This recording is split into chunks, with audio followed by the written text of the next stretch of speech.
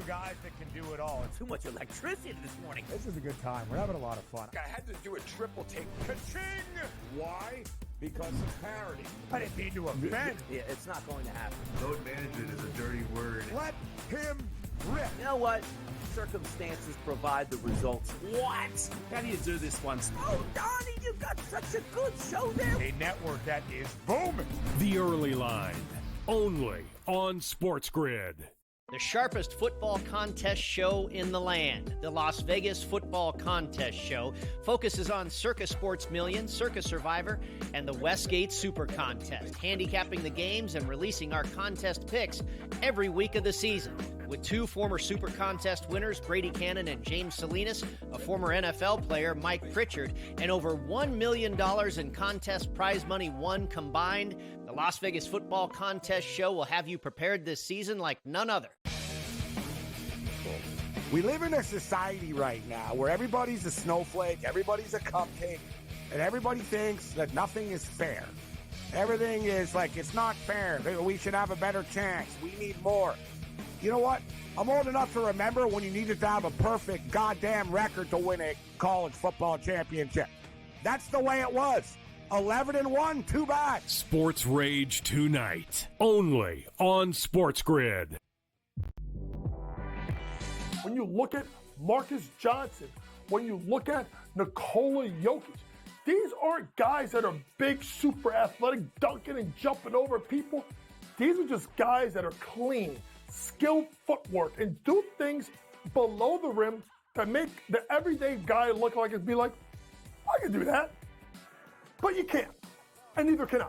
Betting above the rim, only on SportsGrid.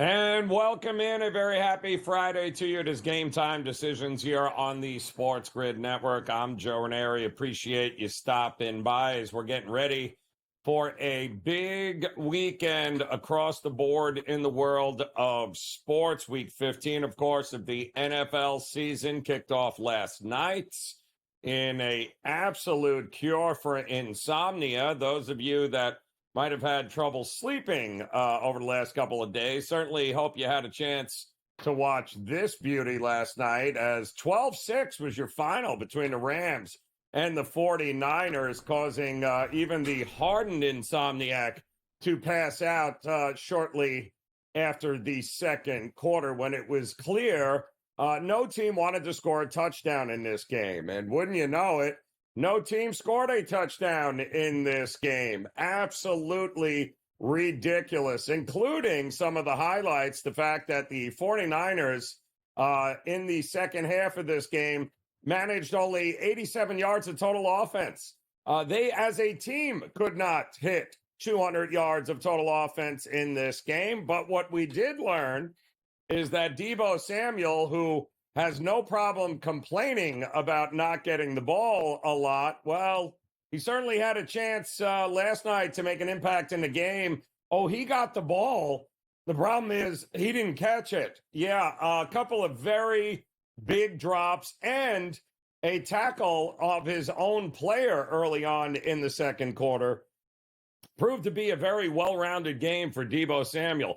Now I'm wondering exactly how many more tweets we're going to get from him about how he's not involved enough in the game. And for a game that, well, listen, somebody had to make a play at some point, and that person was Matt Stafford.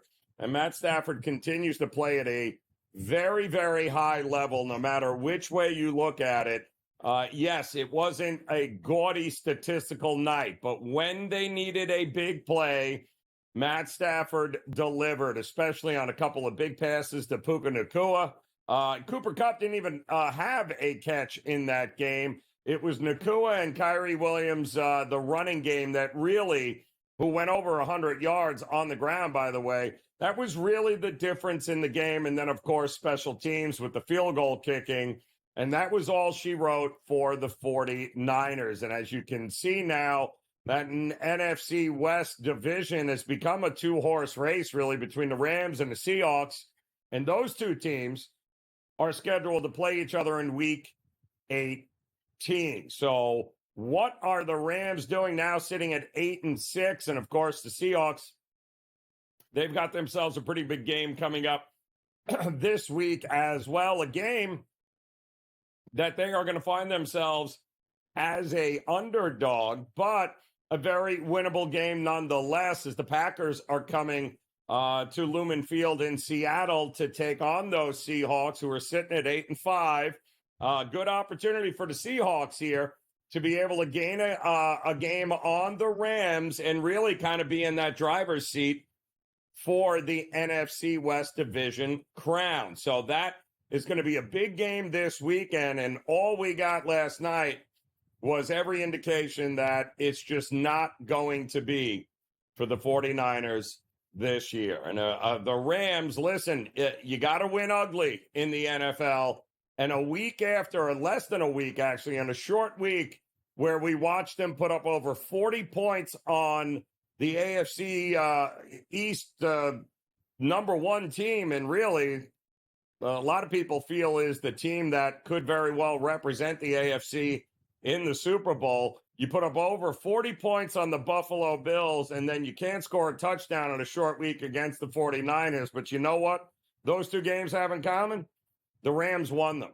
And good coaching, great quarterback play, and not making the big mistakes.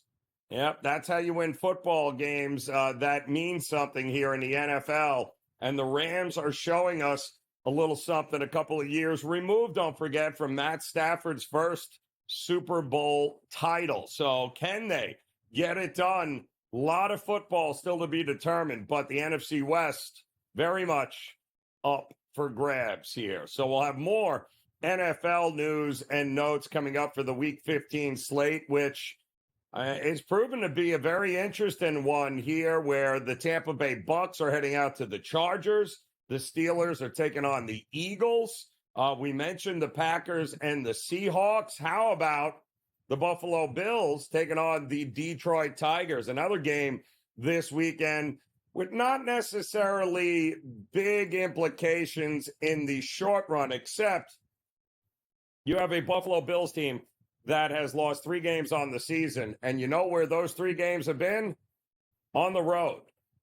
And now they have to go to Ford Field, take on the number one team in the NFC there, that being the Lions, on the road. So will the Buffalo Bills lose another game on the road?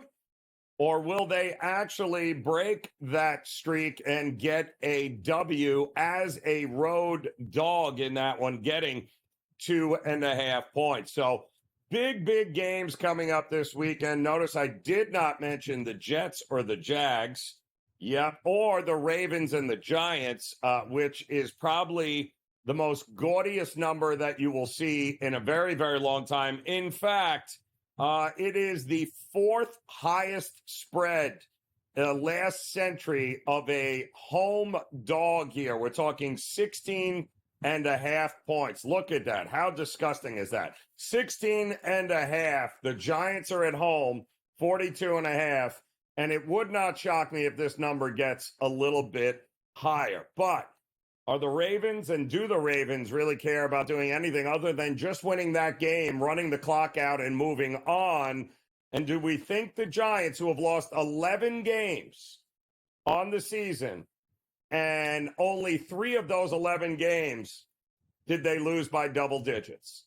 So this is going to be an interesting test here for the Ravens, who've got a lot of things to clean up, certainly on the defensive side of the ball. They're coming out of their bye. We'll see what kind of effort we get from them taking on the Giants, because they can ill afford to lose any more games, as the Pittsburgh Steelers, well, they're going to be keeping an eye and hoping maybe the Philadelphia Eagles crash this Pittsburgh party in the AFC North and handle their business, and handle it rather easily, as they remain a 5.5 point favorite at home against those Pittsburgh Steelers. And boy, this is an interesting spread. The books are almost begging you to bet the Steelers, who under Tomlin have always been great on the road and as a dog against better competition. The problem with the Tomlin Steelers over the years has been they aren't really good when they play inferior competition. That's when things get a little dicey. They tend to play down to that level of competition. They always show up for the better competition, especially as a dog. So we got a lot to discuss here over the next couple hours together. Plenty of great Week 15 action. We also have just one NHL game scheduled on the card here tonight. The NHL doing a fantastic job of scheduling. We also have plenty of NBA action to talk about as everyone's back on the court tonight as we await the semifinals tomorrow night for the NBA Cup. So we're going to cover it all, including Army, Navy, and the college football playoffs when GTD continues.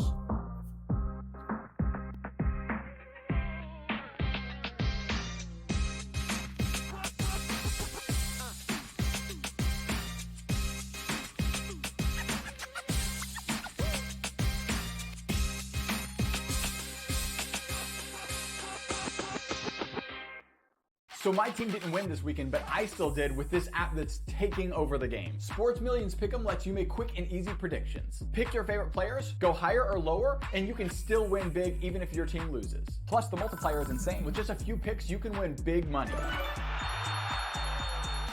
So get on it. They've got a welcome bonus to help you start off your winning streak.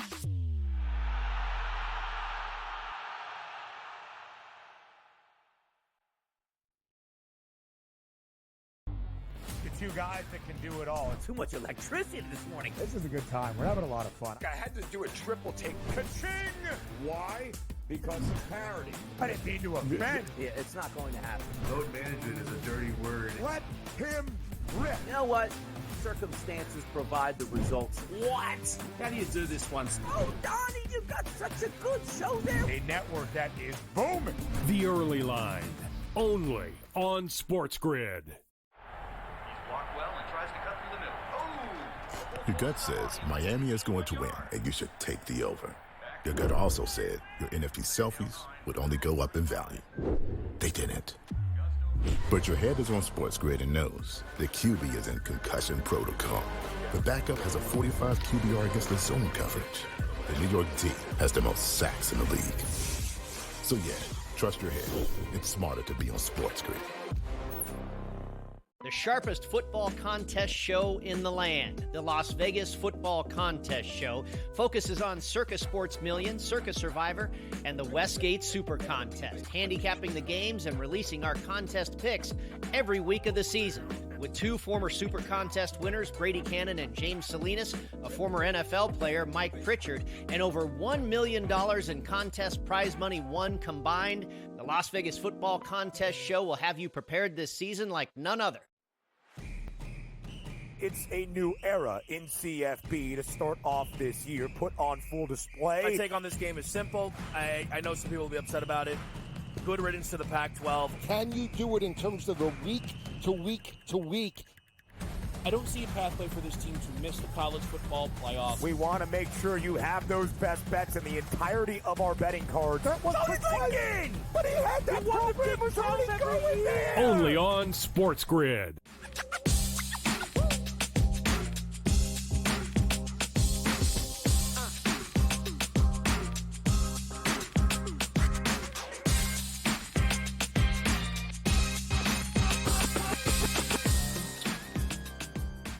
So I often ask myself on a Friday, what would Kevin Walsh do? And the answer is, well, take the day off and ask the coach to come on, of course. Why? Well, we've got NBA, and nobody better to talk the NBA than the one and only Coach James Young in the house. And, Coach, we got ourselves a little NBA Cup semifinal action tomorrow. A lot of teams back on the court here tonight. Feels like it's been a hot minute since we've actually seen a lot of these teams here on the schedule tonight. But before we dive into some of these games, I noticed something in the quarterfinal matchups, and I'm wondering if you noticed it as well, Coach. 3 out of those 4 games were woefully under the total. And, defense, and you've said it, defense is about effort in the NBA and in basketball, right?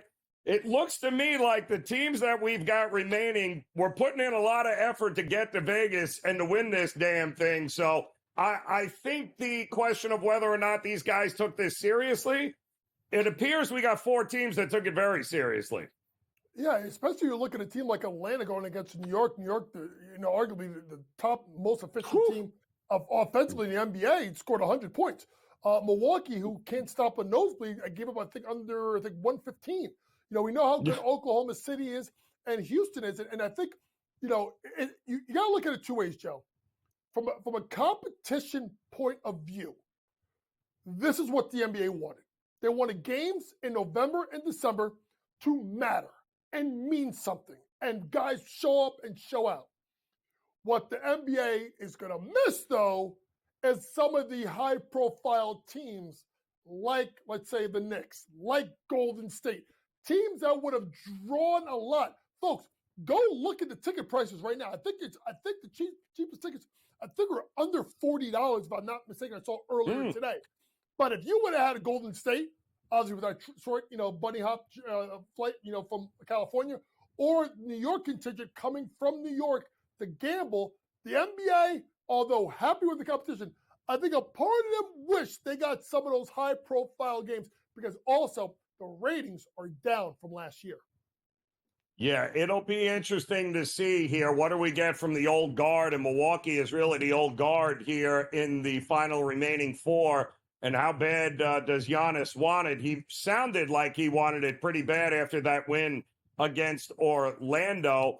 How bad does Embiid, Paul George, and Tyrese Maxey want it tonight here, Coach, as they are laying 6.5 at home, and they're all healthy finally, I think, maybe, for at least a half hour. The Pacers are hot trash, and they're hot trash on the road. Is it only looking at the Sixers in this one?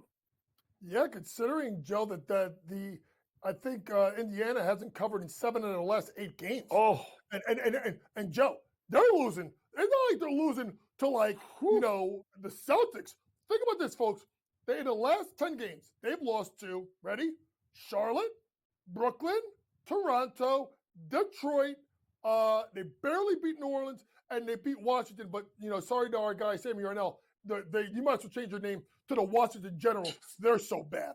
But when you look at a team like Philadelphia, they've covered 4 of the last 5 games. They're playing better basketball. So I do like the 76ers minus the points tonight. I'm also looking at Paul George. Paul George, I think his points plus assists is 22.5, if I'm not mistaken. This is a team in Indiana that plays 0 defense. 0. None. Zilch. Nada. So if I'm looking at a team like Indiana, who's given up 113 to Charlotte, who's terrible, 123 to Chicago, they stink, 122 at Toronto, they stink, 136 at Memphis. So I got to go with one of these guys get going. Maybe not Embiid. Paul George, over 22.5 points plus assists, he may get it, Joe, in points alone. Embiid's always had great success against this Pacers team. We'll see if they can keep it rolling tonight. Kevin Durant expected back, Coach, for the Suns. I don't know that they necessarily need him to beat the Utah Jazz, since I'm fairly certain they just did that without him last time they played. Jazz 2-10 over their last 12 games, Coach, and they're getting blown out. Is this a blowout as well for Phoenix? Well, people may look at the fact that Phoenix has not covered the last 3 games here, but losses all on the road. But this is the end of a road trip. They're going against a Utah team that is just, frankly, they're awful. I know they beat Portland 141-99 earlier, about a week ago, but that's just about it. Phoenix, very simply put, Durant, they win and cover. No Durant, they don't win or cover. Durant's back. Give me the Phoenix Suns minus the points. What are we doing? I don't know what to make of this San Antonio team, Coach. Should they be laying points on the road? It appears that we're going to get a few guys back for Portland here tonight, but do we trust the Spurs as a road favorite? You know, it's tough, but when you look at the Spurs, if they want to be taken seriously as a team that could make the play-in tournament, you got to go on the road and get this win. Like you have to find a way to do it. So I'm taking the Spurs. I think they find a way to get it done here on the road. I know they have not covered in 3 of the last 4 games. Portland has been up and down. They're a young team, obviously. They're getting guys back. But I do look at this team in San Antonio and say, all right, if this team wants to make the playoffs, I know their win total, I think, was 35.5. They're going to probably sail over it. This is about making the playoffs, about being consistent. You got to go on the road and beat a team that you're better than. And I think they do. Give me the San Antonio Spurs. Liking the Spurs. All right. How about Ja Morant, Memphis, trying to get even with Brooklyn, who's already beat him twice this year here, Coach? What kind of night does he have? Well, I like Ja to go over points plus rebounds. I think it's at 26.5. I think when you look at Ja, this is the game that he's going to get busy on late. You can look at being guarded by Schroeder, but I think he goes over 26.5 points plus rebounds. And one quick one, I do like Indiana at Nebraska tonight. If you look at Indiana, take the points. They're playing better basketball. Nebraska not really had a big competition. I know they're tough at home. Still give me the Hoosiers. Want in the Hoosiers. And Mike Woodson, let's see if he can get Indiana to continue to roll. They've been playing some pretty good basketball, but so have you, Coach, from what I understand. Understand the jump shot. Nothing but net. We'll be back. Game time decisions here on the grid.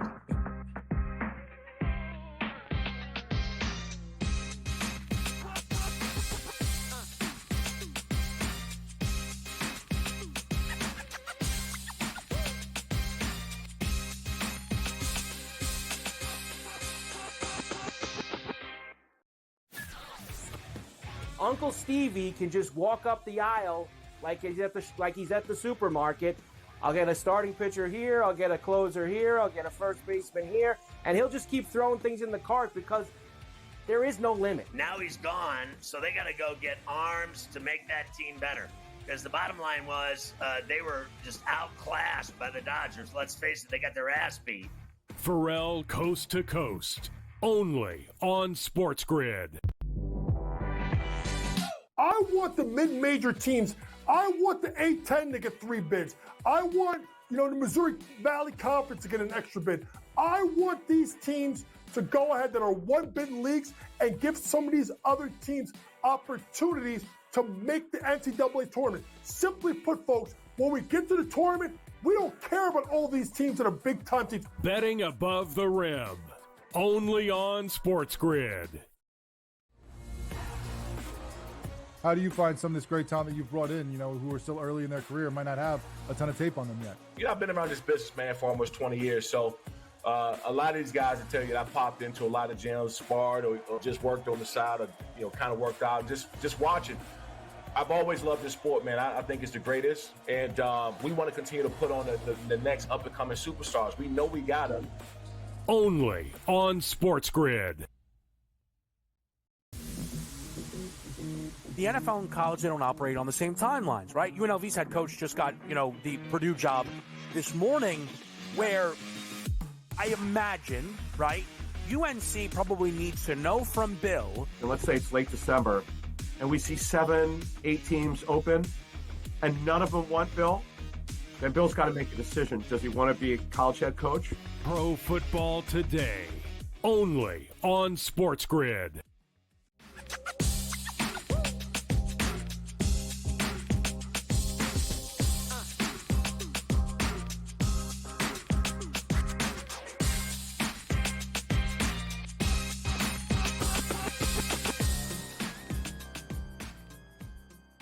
All right, welcome back in Game Time Decisions here on the SportsGrid Network. I'm Joe Raineri. Happy Friday to you as we get ready for a big weekend here. College basketball back at it tomorrow here as exam week comes to a close. We didn't have a ton of games throughout the week. We had a couple of games that were worth looking. We got another one here tonight with Indiana taking on Nebraska. In Nebraska there, this is Indiana's first true Big Ten road game. What are we going to get from them? That's going to be interesting. Nebraska is a great home field team. They love that court for Fred Hoiberg. They are very good there. The problem that we have with Indiana is turnovers, and they can't shoot the three. They're not a very good jump shooting team, and that means they get a lot of their points in and around the basket, inside the paint. The only problem with that is Nebraska's got a lot of length inside here. They got a lot of big men that they can throw at that rim. So rebounds not going to be easy. Second chance points not going to be easy. They're going to have to make some jump shots here tonight, and they are not a very good jump shooting and perimeter shooting team. So it does look like the market has come back on Indiana for this game here tonight. So we're going to keep our eyes on that game, and we're going to talk to our good friend Mark Zinno coming up, get some of his thoughts on that one as they get ready to tip here next hour. But huge games tomorrow. Back at it here. Memphis at Clemson comes to mind here. Clemson, elite defensively, maybe a dark horse out of the ACC, and of course Memphis. Penny's got that team ready to go here, and will they and can they make a move here, start racking up the wins? They certainly have the talent. You've got Auburn going at it. Xavier at Cincinnati, always a big game. Marquette at Dayton, another monster game. But how about Gonzaga taking on UConn? And boy, is it me or is UConn figured some things out in a hurry? Two really big wins back-to-back there. One at home, of course, against Baylor, which came down to the wire, but UConn showing some merit. Then they go on the road. They win again when people were betting against them. This Gonzaga at UConn, sign me up for it. I'm looking very, very forward to that one, as well as Creighton and Alabama. So get ready. Louisville and taking on Kentucky. How much fun is that going to be? Great matchups in college hoops this weekend. Not to mention Army-Navy. What a game that is going to be. There's a lot of differing opinions in the marketplace on what we're going to get in this Army-Navy game tomorrow, namely with the total. Both of these teams averaged 32 points a game this year. Are we getting over 39.5, or are we getting under? Every time the market bets it up, the market comes back, and there are people betting it back down. I don't think it'll get to 40. Some places had this opened up at 40.5. It's hovering around 39.5 here. And most of the guys in the risk room at the sports books that I've talked to this week, they all say it's really 50-50 across the board here. Every time they keep getting big bets for the over, other side comes in, big bets for the under. So we'll see what our good friend Mark Zinno thinks. I think he's a little biased, given the fact that, he's an Army reservist. But outside of that, I don't know whether he'll be choosing Navy, but I can guarantee you that he will give you a pretty good idea, since he follows both of these teams very closely. He'll have a pretty good idea on how to bet this one, especially maybe when it comes to the totals or even the prop market, I think is fascinating with these two teams, given that, the quarterbacks have been pretty good this year, and the quarterbacks have been pretty reliable. So will we be getting rushing yards? Will we be getting touchdowns, rushing touchdowns, passing touchdowns? We'll get the whole scoop with Zinno when he comes up here next. We'll talk to him about that. Also, the NBA action here tonight. We'll continue with that slate, plus take a look ahead tomorrow to the semifinals. Can the Atlanta Hawks, who yesterday were 21-1 to win the NBA Cup, are they alive? Can they get it done against the Bucks? Come back and join us. We'll break it all down for you here on Game Time Decisions.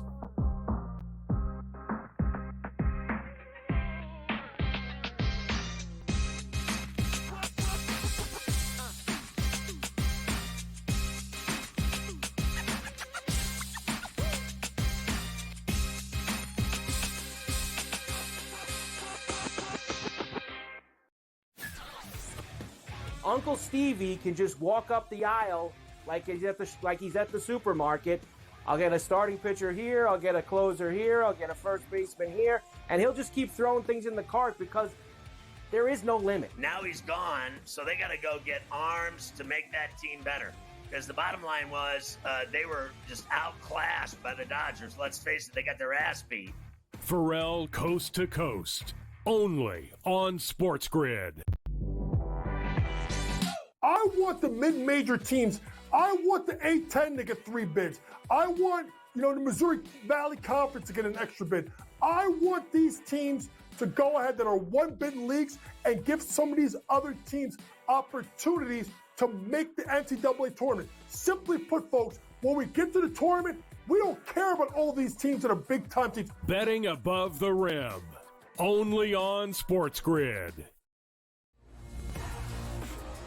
How do you find some of this great talent that you've brought in, who are still early in their career, might not have a ton of tape on them yet? I've been around this business, man, for almost 20 years. So a lot of these guys will tell you that I popped into a lot of gyms, sparred or just worked on the side or, kind of worked out, just watching.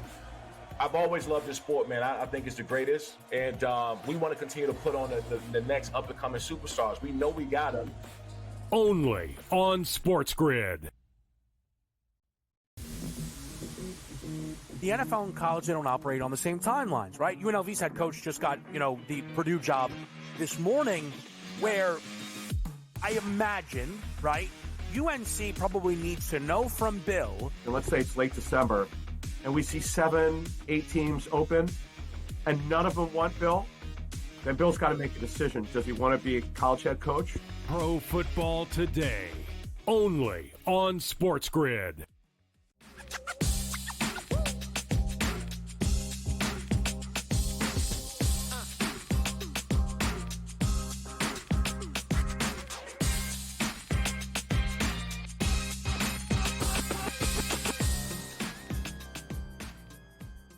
All right, welcome back in. Game Time Decisions here on the SportsGrid Network. Joe Raineri joined by our good friend Mark Zinno, getting ready for a big weekend here, Zin. We were just talking some of these college basketball matchups that are back in action tomorrow. Sign me up for the Zags against UConn any day. I am looking very forward to seeing some of those games tomorrow. But something tells me you might be looking forward to seeing the classic Army versus Navy in Maryland here, neutral site game. And boy, it just seems like people can't get on the same page. Either everybody loves Navy or everyone thinks Army is going to in a blowout. I'm fascinated with the total. Will this thing get to 40 points by kickoff, Zin? Will enough over money come in? And is that the right play in this game? Well, look, I mean, massively the public has been wanting to bet the over in this thing for a while, especially the last couple of years where the total is getting just insanely low. Remember last year, it closed below 30. And the game still stayed under. Go figure. But that said, look, I think people are discounting what Army really is. I mean, a lot of people don't watch service academies. They don't pay attention to them. They think it's Army, Navy, and it's, that's it. If you haven't been paying attention to Army, they are an absolute wagon on offense. Bryson Daly, the quarterback, and what they do and how good they are on offense is really unprecedented for a full season. Navy started out that way through the first 6 games, but they've tailed off, and so is their run defense, which now gives up 160 yards per game. Army should have a very good day offensively. I think we do get over here. I like Army's team total over in this game. I like Bryson Daly to score at least 2 touchdowns in this game. The real question is how does the game unfold? Because, look, if Navy gets down early, 14-0, and Army scores quick, right? Now Navy is taken out of their game plan, so to speak, because they can't stop Army, obviously. And the only way for them to move the ball down the field with any efficiency is to throw it, which is exactly what they don't do well. So it could get away from Navy pretty early. It's one of these games where I don't think the spread's going to matter. I think Army wins big or Navy could steal this thing outright. I think those are the kind of the ways you play this thing. If you're going to take the 5.5, you may as well sprinkle a little bit on the money line because I don't know that the game is going to stay that close. I mean, it's hard for me to conceive the way Army has played that they're going to be able to be slowed down by a Navy defense that doesn't stop the run that well. The only factor we can't account for, because we've never had to account for it before, is the fact that Army's not on a bye. Navy's been on a bye. Army had to play a game last week in the AAC Conference Championship game, and obviously a game that they won at home against Tulane. But, how do they react on less rest than Navy? What does that look like? I mean, Navy's had nothing to do for 2 weeks, but other than prepare for Army and try to pull off an upset against what is a markedly better team and to win the Commander-in-Chief trophy. So, that's the real hard part to figure out. Does Army start out slow? Are they a little banged up? Do they have a little bit of a hangover for winning their first ever conference championship? These are all things we really can't account for because we've never had to deal with it before. So, look, if Army starts fast, they're going to run away with this thing. If they can't get out to another lead, it's going to be a close one all the way through, and Navy might steal the thing. So, and Blake Horvath, right, who hadn't played since around mid-November for Navy, he's finally healthy. All that time off has actually given him a chance to go here, and they are a different offense with him under center. And what amazes me, Zin, is the quick strike ability of both these offenses, where the explosive plays, they're not grinding them out 14, 15 play drives like it's Horvath 90 yards to the house. It's oh my goodness, it's a pass. So both these teams are very capable of quick scoring. So you can run the ball as many times as you want. You rip off a 90-yard touchdown to the house. Guess what? We're getting points in this game, no? Yeah, I mean, look, it may be worth the first half over of 19 and a half and thinking that you're going to get 3 touchdowns between the two of them. Because, look, if it stays under in the first half, I have a hard time believing it's going to be like, 14-3 kind of deal or 7-3 at the end of the half. And then all of a sudden you're going to get this big outburst of scoring in the second half. The way the game unfolds early, typically between Army and Navy, is the way it unfolds late. So if you don't get scoring early in this game, I don't think it's all of a sudden coming in the second half. These aren't two teams that, they go, let's make some adjustments and we'll try something different. No, they run the same offense for 60 minutes. So, if it doesn't have success early, it's not going to have success late in this game. I think it's just really hard to see how it unfolds. I think it's worth a little fun bet over 7.5 in the first quarter. See if you can get 2 scores on 2 drives in the first quarter, that 1 touchdown, 1 field goal, and you get out of there. And look, if Navy can't move the ball on an Army defense that is better than Navy's defense, Army may get multiple possessions and chances to score because, again, it's one of those things like if we're not over 7 in the first quarter and we're not over 20 in the first half, we're probably not going over 40 in this game. Yep, I agree with you. I think it's going to be fun setting up for a good one. We have, of course, next week, we'll be getting ready to dive in to the college football playoff. Those opening games will kick off. Should be a lot of fun. We mentioned college hoops earlier. One big game here tonight with Indiana and Nebraska, and I've heard both sides today talking to people, Zin. I don't know that I trust Indiana's shooting. First real road game of the Big Ten season now for Indiana. Nebraska's always been good at home. Man, this would be a huge effort and a huge win for Indiana if they're able to pull it off, but I have my doubts. Yeah, and look, late money coming back in on Nebraska. This line is back up to 5. It dipped to 3.5 earlier today. Now we get the late push on on Nebraska rather. And so, look, the big thing here for me is that there's one key facet of this game. Indiana's very sloppy with the basketball. Okay, they're in the bottom, 70 in the country in turnover percentage, and the bottom 70 in the country, or bottom 30 in the country in steal percentage that they allow the other teams to give up. And Nebraska is very good at taking away the basketball, and they're very good at stealing the basketball. And those are things that they're top 30 in the country. So if Indiana is sloppy, Nebraska's going to be able to take advantage. Nebraska's not a great shooting team by any stretch, but what they make their free throws and they're good inside, and that may be enough for them here. But as you mentioned, Indiana playing its first true road game is a real big deal, especially when it's a conference road game, and you're looking at these teams going head-to-head against each other. So I like Nebraska here. I lean on them. This is one of these things where, maybe you kind of – why not take a Nebraska Army moneyline parlay, right? Have a little fun over the weekend and take them both and just kind of make a little extra cash out of it where you don't have to lay the juice and you don't have to worry about laying 5 points now at this point in time. And you don't necessarily have to worry about Army covering a number. Just pick the better team to win. And in both cases, you might get out of there. Love it. Cross-sport parlay. Well, I'll tell you who will not be in that parlay will be the Washington Wizards. But let me ask you this here, Zin. Interesting matchups here tonight across the board. LeBron not traveling to Minnesota for the Lakers. Indiana can't win on the road. The Sixers are finally healthy. What's your favorite game here tonight in the association? Look, I know LeBron's not in it. That just feels like too many points in Minnesota to be laying. It really does. You know, it's one of the what happens every time one of the big guys is out, right? It's everybody else steps up and plays a little bit better. I mean, if you look at Minnesota and the numbers that they really have been laying, you know, look, they laid 7.5 to Phoenix, 2 weeks ago and lost. They laid 7 to Toronto. I'm talking about against the number and lost. They did cover 7.5 point spread against the Lakers at home back on December 2nd, but they're not really they laid 6.5 against the Clippers and didn't cover. So, I mean, these big numbers are not really where they've been really excelling. And this isn't exactly an offense that's been firing on all cylinders all season long. Again, Minnesota 9-14 against the number. Why would you lay 8 with them right now? Like, it just seems like it's way out of whack, especially when, this is a Minnesota team that just doesn't feel like it has the same punch that it did last year. You betting the Hawks tomorrow against the Bucks? I really want to take the Bucks team total over. Like, the Hawks just put together their best defensive performance of the year, giving up just 100 points.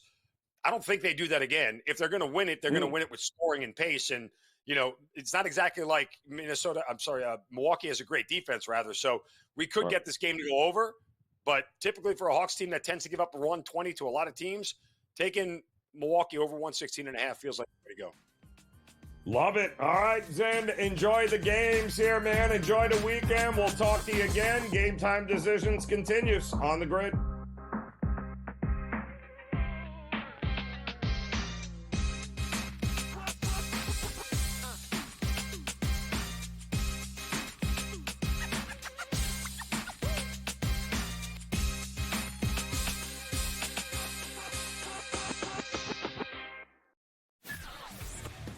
Uncle Stevie can just walk up the aisle like he's at the supermarket.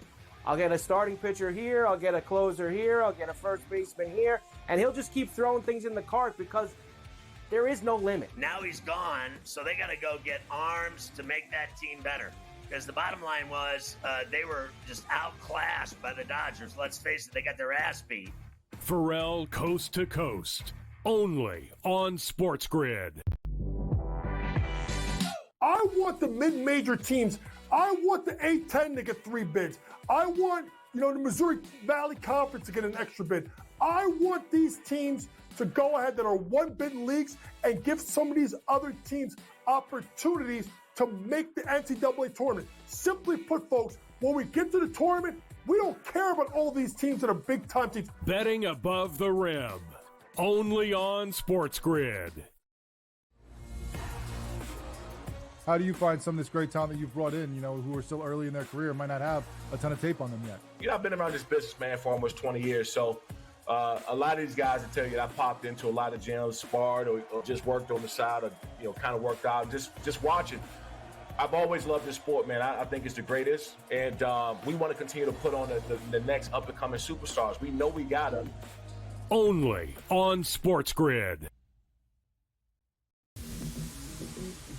The NFL and college, they don't operate on the same timelines, right? UNLV's head coach just got, the Purdue job this morning, where I imagine, right, UNC probably needs to know from Bill. And let's say it's late December, and we see 7, 8 teams open, and none of them want Bill. Then Bill's got to make a decision. Does he want to be a college head coach? Pro Football Today, only on SportsGrid.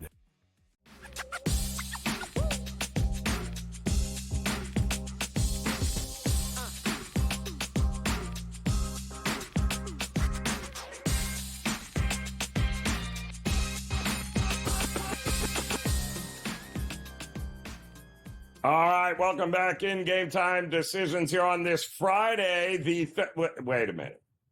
Friday the 13th. Oh, my word. That's exactly what it is. December the 13th, Friday. And we've got you covered here, though, on SportsGrid. Not exactly as sports bettors, the kind of luck you're hoping for on this day. But the good news is we've got professionals to point you in the right direction. Joe Madden stepping in on this Friday the 13th. Joe, you superstitious at all here? Bother you that it's Friday the 13th? Yeah, and because of that, don't look at too many favorites tonight, right? You look at those dogs, you look at those dogs to be barking on Friday the 13th and those upsets to come out there. I don't think any favorite is safe. Let's send some black cats their way, Joe, because, yeah, it's one of those days. Josie, I'm very superstitious, and I had no idea it was Friday the 13th. So now I have to cancel all my bets that I've made already today. So let's start one game in the NHL. Hurricanes taking on the Ottawa Senators. $2 favorite here for the Hurricanes. Total hovering around that 6 mark. What are we getting in this one here tonight?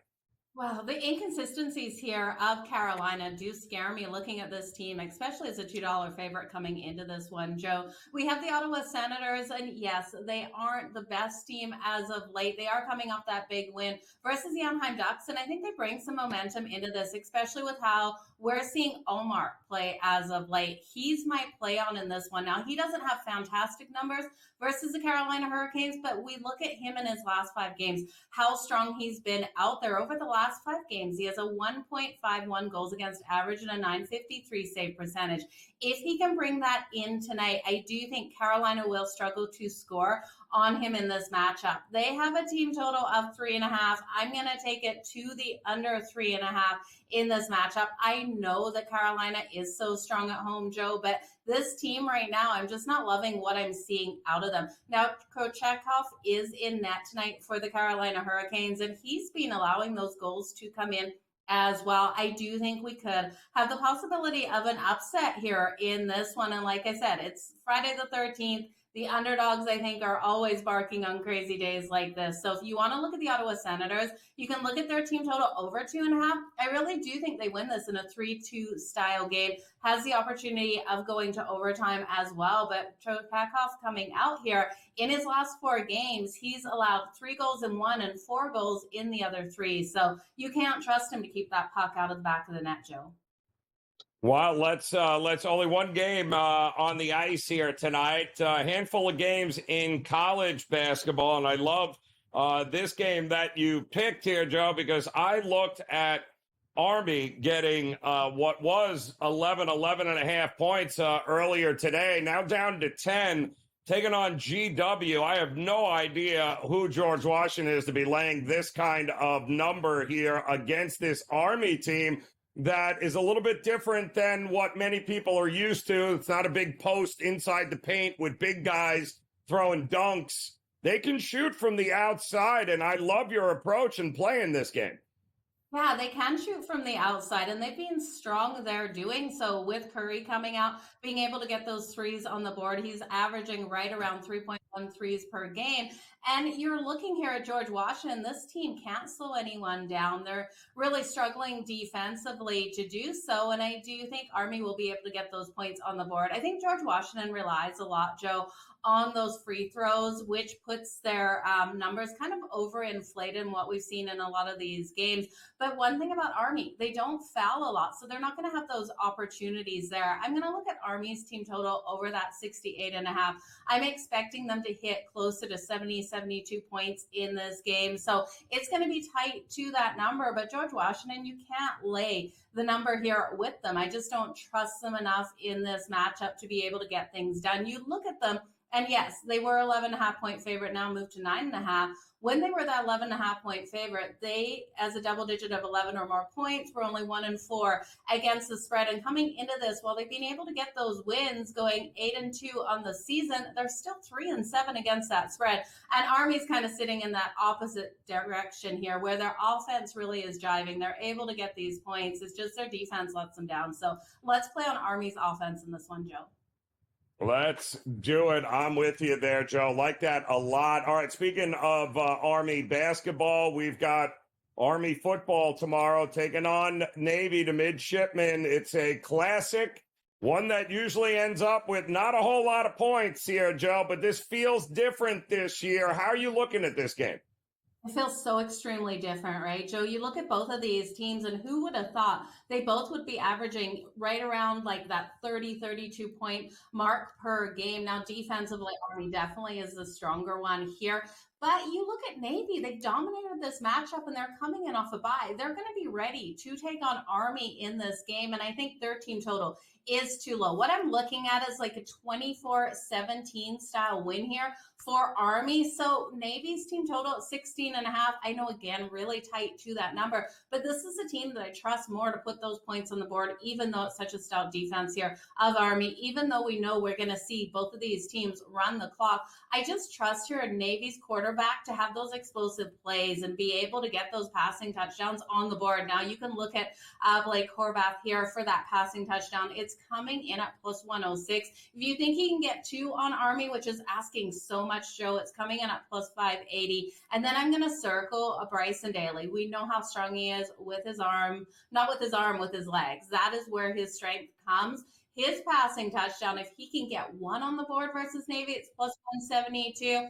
It's a lot to ask, though. We know it's going to be hard. The 2+ passing touchdowns is plus 920. You know that plus money is screaming at me, but I think a better way to take this is just look at his rushing and his rushing and passing prop. In this one, it's 201.5. I'll take that to the over. I expect him to use the majority of the time with his legs, get a couple passes out there on the field as well, Joe. All right, I love that little Navy team total up and over, and we were talking to Mark Zinno earlier.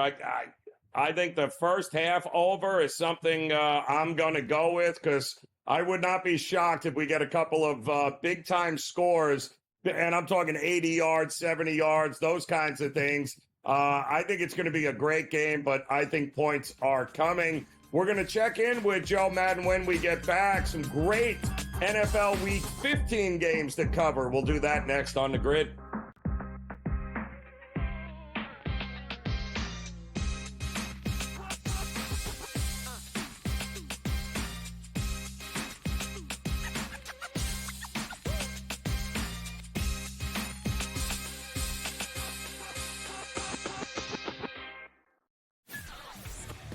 Uncle Stevie can just walk up the aisle like he's at the supermarket. I'll get a starting pitcher here, I'll get a closer here, I'll get a first baseman here, and he'll just keep throwing things in the cart because there is no limit. Now he's gone, so they got to go get arms to make that team better. Because the bottom line was they were just outclassed by the Dodgers. Let's face it, they got their ass beat. Pharrell Coast to Coast, only on SportsGrid. I want the mid-major teams.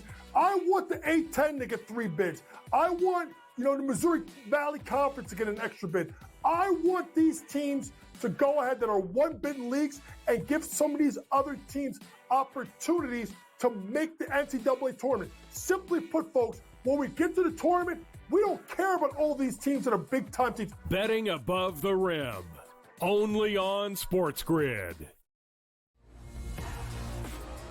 How do you find some of this great talent that you've brought in, who are still early in their career, might not have a ton of tape on them yet?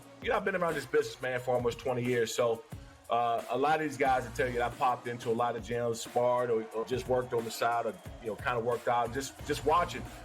I've always loved this sport, man. I think it's the greatest. And we want to continue to put on the next up-and-coming superstars. We know we got them. Only on SportsGrid. The NFL and college, they don't operate on the same timelines, right? UNLV's head coach just got, the Purdue job this morning, where I imagine, right, UNC probably needs to know from Bill. And let's say it's late December, and we see 7, 8 teams open, and none of them want Bill. Then Bill's got to make a decision. Does he want to be a college head coach? Pro Football Today, only on SportsGrid.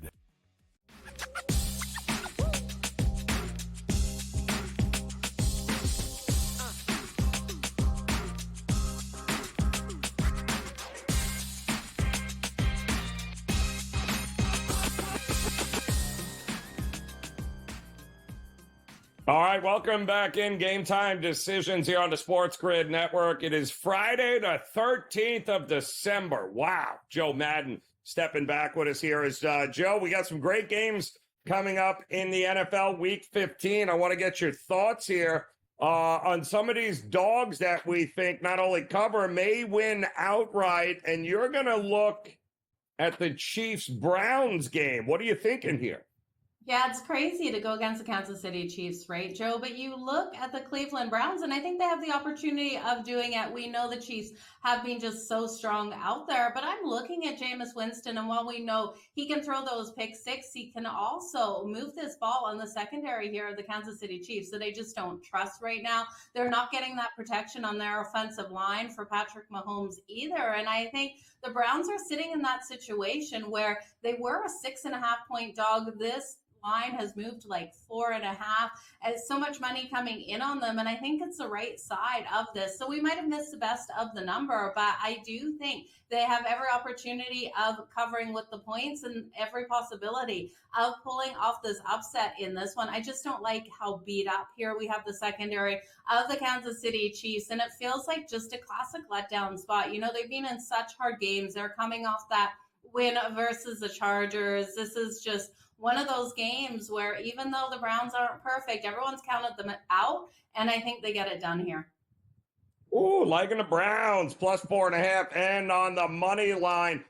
I don't know what to do with the Steelers getting 5.5 on the road against Philly, but it feels like the books are begging you to bet Pittsburgh here. Is it a trap, Joe, or do you not care? You're taking the points.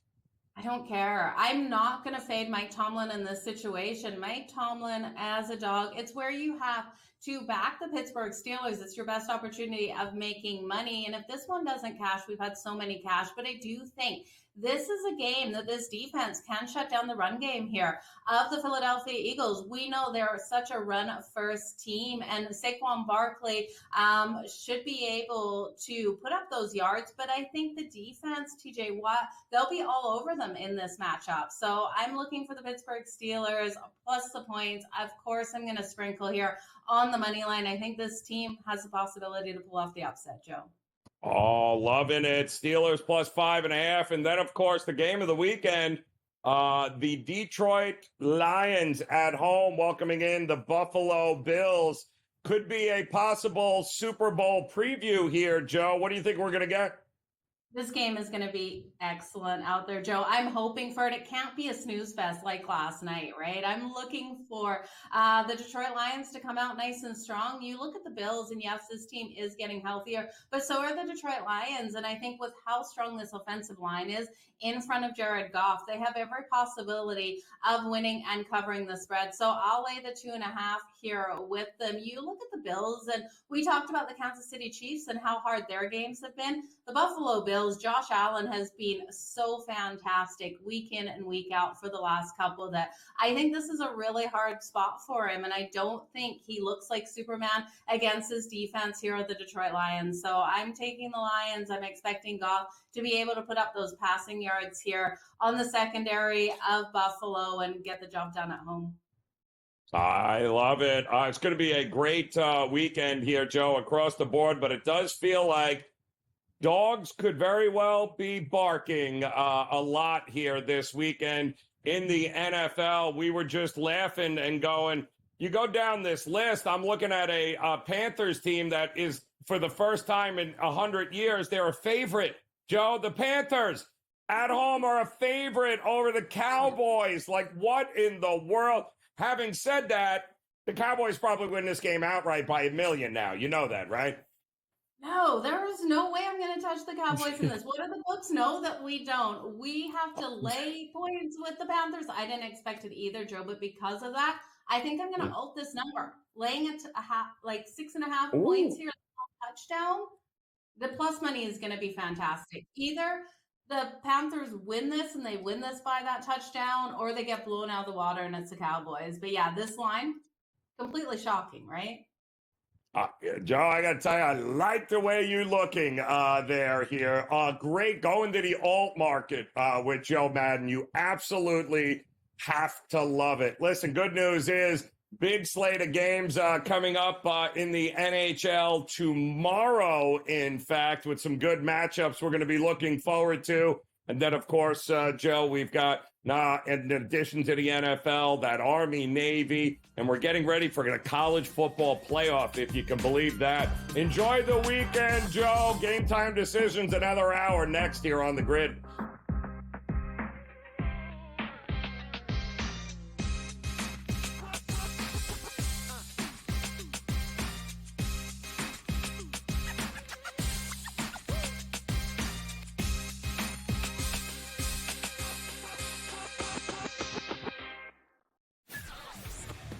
Uncle Stevie can just walk up the aisle like he's at the supermarket. I'll get a starting pitcher here, I'll get a closer here, I'll get a first baseman here, and he'll just keep throwing things in the cart because there is no limit. Now he's gone, so they got to go get arms to make that team better. Because the bottom line was they were just outclassed by the Dodgers. Let's face it, they got their ass beat. Pharrell Coast to Coast, only on SportsGrid. I want the mid-major teams. I want the A-10 to get 3 bids. I want, the Missouri Valley Conference to get an extra bid. I want these teams to go ahead that are 1-bid leagues and give some of these other teams opportunities to make the NCAA tournament. Simply put, folks, when we get to the tournament, we don't care about all these teams that are big-time teams. Betting above the rim, only on SportsGrid. How do you find some of this great talent that you've brought in, who are still early in their career, might not have a ton of tape on them yet? I've been around this business, man, for almost 20 years. So a lot of these guys will tell you that I popped into a lot of gyms, sparred, or just worked on the side, or, kind of worked out, just watching. I've always loved this sport, man. I think it's the greatest. And we want to continue to put on the next up-and-coming superstars. We know we got them. Only on SportsGrid. The NFL and college, they don't operate on the same timelines, right? UNLV's head coach just got, the Purdue job this morning, where I imagine, right, UNC probably needs to know from Bill. And let's say it's late December, and we see 7, 8 teams open, and none of them want Bill. Then Bill's got to make a decision. Does he want to be a college head coach? Pro Football Today, only on SportsGrid.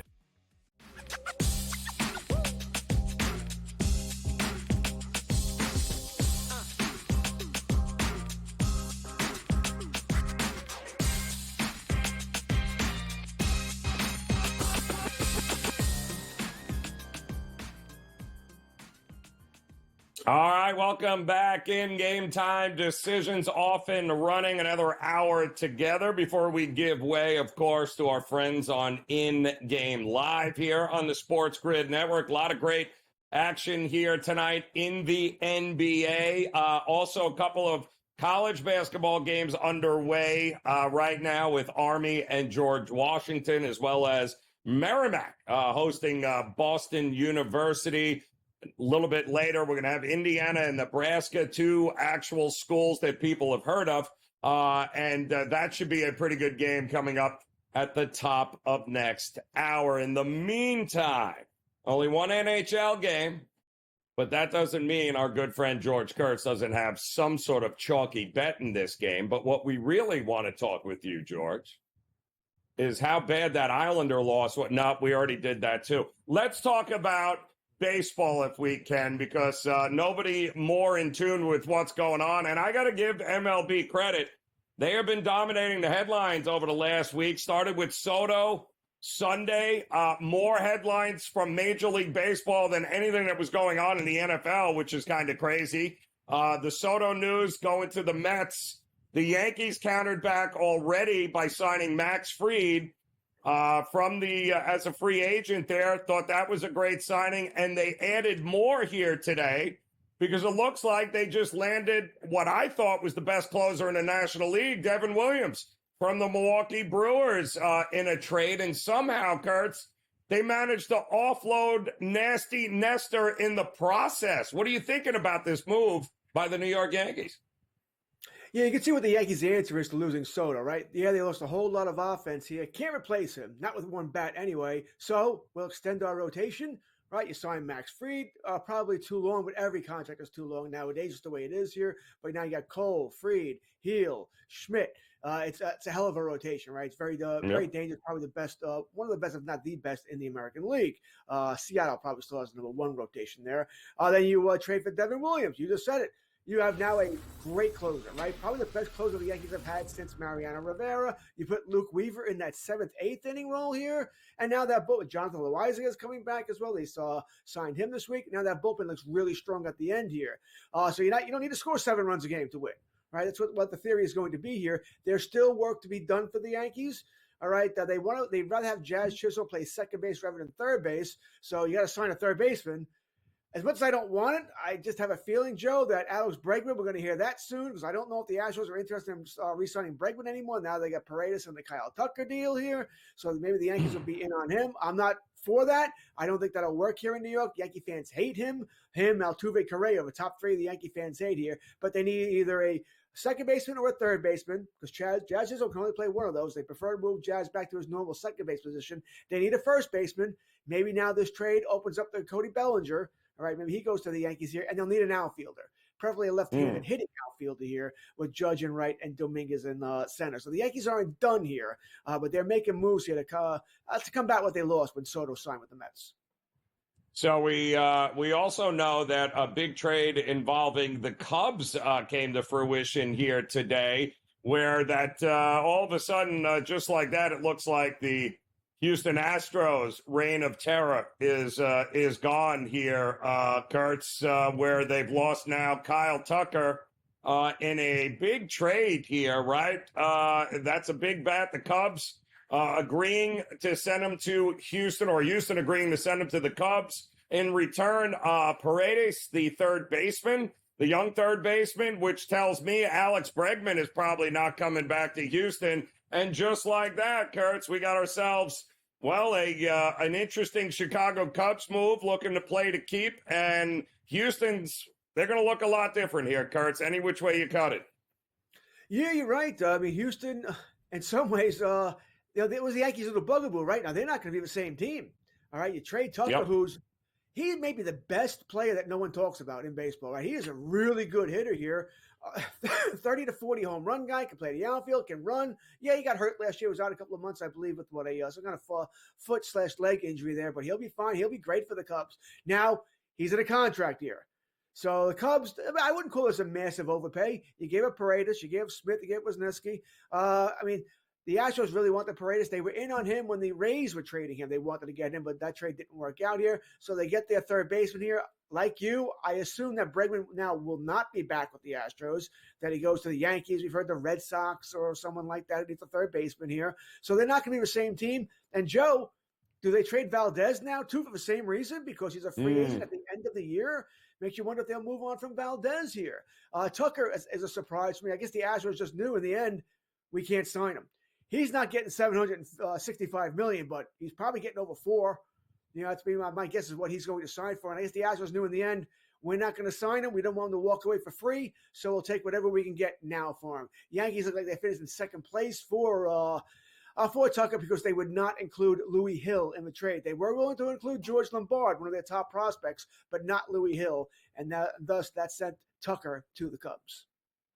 And what do they do with Bellinger now? I would think that maybe he is on the way out there for the Cubs here. And I'm sure there'll be some. I know the Yankees were certainly in the mix, and that name gone around with Cody Bellinger. It got to free up the money. It will certainly help the roster construction there for the Cubs. But maybe Bellinger on his way out. The Yankees, they need a bat, do they not, Kurtz? Question is, who's out there that they can actually, get that will improve that lineup, which was very top-heavy last year and not a lot of production from the bottom half of that lineup. Yeah, I think the Yankees' perfect wish list would be Bellinger and Walker. Walker to play first, Bellinger to play center field / left field. Left field at Yankee Stadium is the equivalent of center field because it's monstrous here. So I think that's the wish list here. I think the Bellinger deal gets done to the Yankees. It apparently was close, And by close, it looked like they agreed on players to come back and what the deal was going to be, but they were haggling over money. Bellinger's owed about $52 million this year and next, and I guess the Yankees want the Cubs to eat some of that contract. The Cubs wouldn't do that. We'll see if they do it now here, but apparently players were agreed to. We'll see. I think the Yankees get that deal done because it has to be done for the Yankees. All right, and Bellinger, by the way, he can play first base or the outfield. So if the Yankees were unable to get Walker, well, he's put Bellinger at first base then, right? And it makes things a little easier for the Yankees here. And he's a left-handed bat, which the Yankees, they need a left-handed bat. With Soto gone, your only left-handers in that lineup now, Chisholm, Wells, Dominguez, who's a switch hitter here. So you need another left-handed bat to make it a 5-4 split, and you'll be fine with that. But I think Bellinger is a Yankee, and I think it's going to happen by the end of the weekend. That's going to be excellent there. Yankees giving up Nasty Nestor, who, by the way, is only 30 years old. Kurtz. He's not. He's not exactly 37 and Andy Pettit here, but he was a pretty reliable arm there at times. And now I like him for the Brewers here. I think once again, the Brewers did a pretty decent job. I wouldn't say the Yankees got the best of this deal at all. I think it's a fair deal. And if Caleb Durbin, remember Caleb Durbin was the one. Now listen, the Yankees talk up their prospects; they always have, but they. Mm-hmm.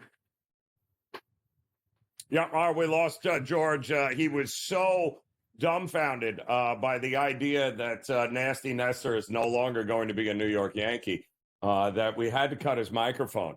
He was speechless with that move. I was speechless given the fact that Nasty Nestor is still only 30 years old. We'll have more on the trades in Major League Baseball as Game Time Decisions continues.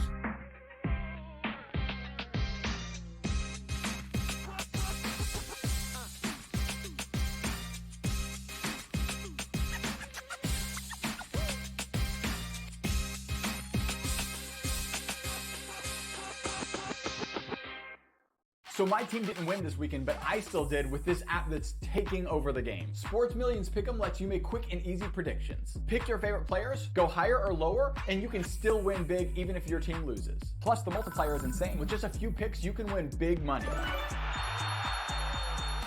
So get on it. They've got a welcome bonus to help you start off your winning streak.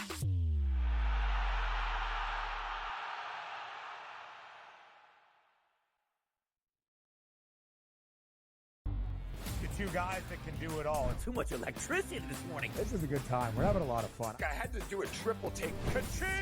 Why? Because of parity. I didn't mean to offend. Yeah, it's not going to happen. Load management is a dirty word. Let him rip. You know what?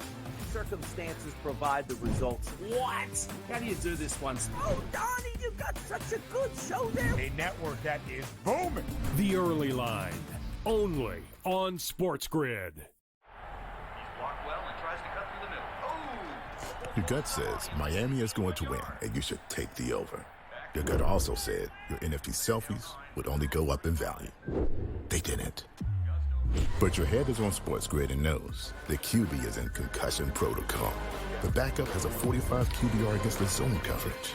The New York D has the most sacks in the league. So yeah, trust your head. It's smarter to be on SportsGrid. The sharpest football contest show in the land, the Las Vegas Football Contest Show, focuses on Circa Sports Million, Circa Survivor, and the Westgate Super Contest, handicapping the games and releasing our contest picks every week of the season. With two former Super Contest winners, Brady Cannon and James Salinas, a former NFL player, Mike Pritchard, and over $1 million in contest prize money won combined, the Las Vegas Football Contest Show will have you prepared this season like none other. It's a new era in CFP to start off this year, put on full display. My take on this game is simple. I know some people will be upset about it. Good riddance to the Pac-12. Can you do it in terms of the week to week to week?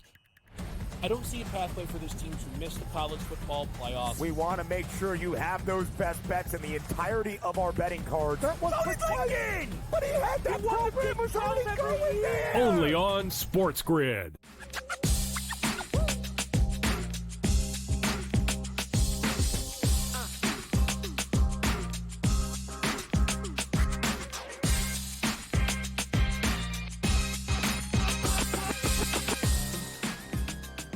All right, welcome back in Game Time Decisions here on the Sports Grid Network. A very happy Friday, the 13th. That's right. If you're superstitious, throw a little salt over the shoulder, maybe burn some sage. I know for a fact when it comes to burning sage, Scotty Wetzel has got his ready to go here on this Friday. And Scotty, it's shaping up to be a great weekend. Still to come before the college football playoff storm, but a great one with Army, Navy tomorrow we're looking forward to. Great one in the semifinals of the NBA Cup, as we do have, of course, a couple of underdogs that advanced from the other night when we spoke.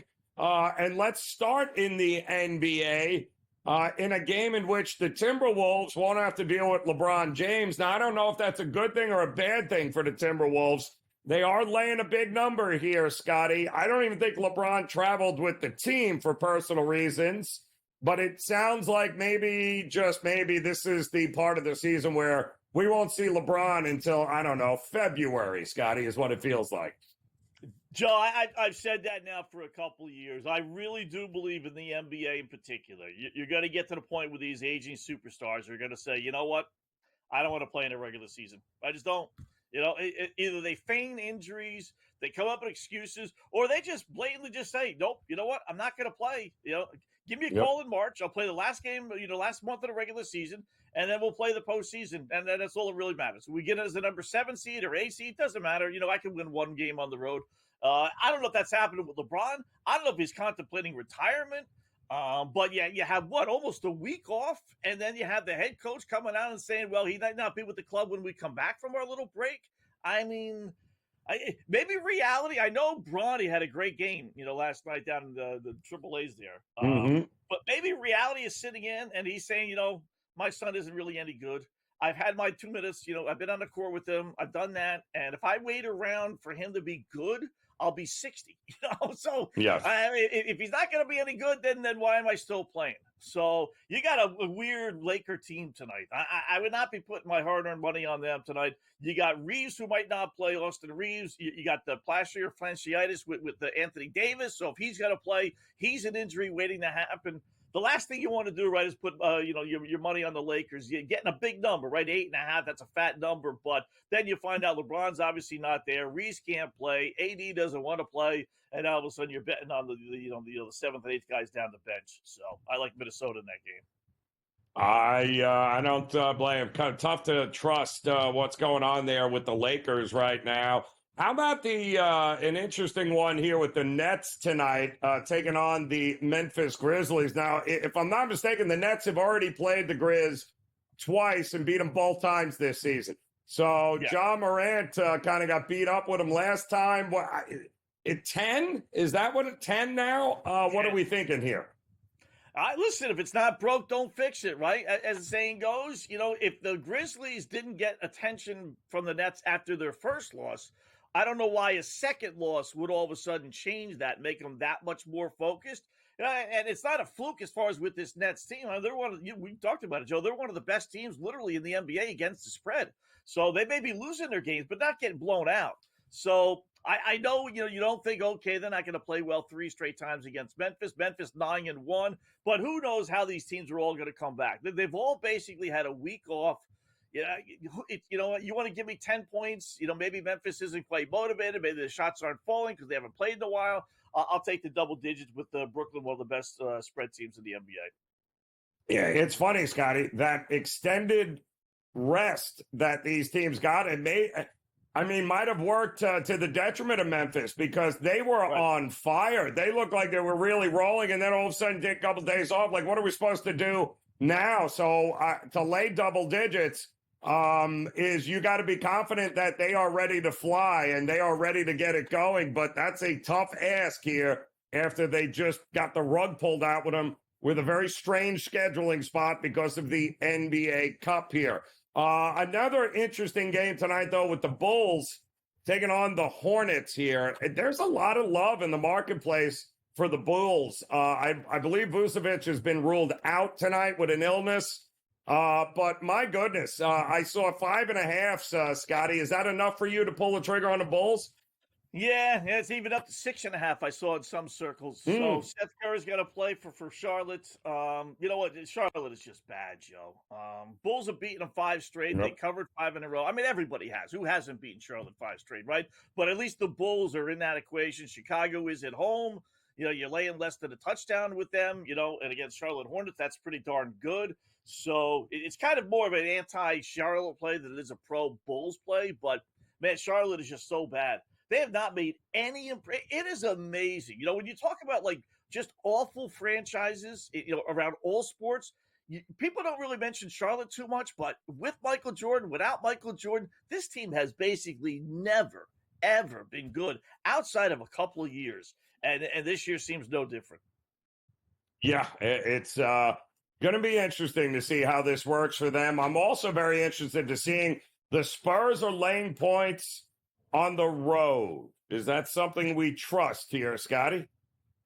Yeah, that's never a smart thing to do, right? I was tempted to go with them because Portland is bad, but they've been playing a little bit better. But again, with this break coming in, so let's go with the over on that one, Joe. A lot of strong over trends.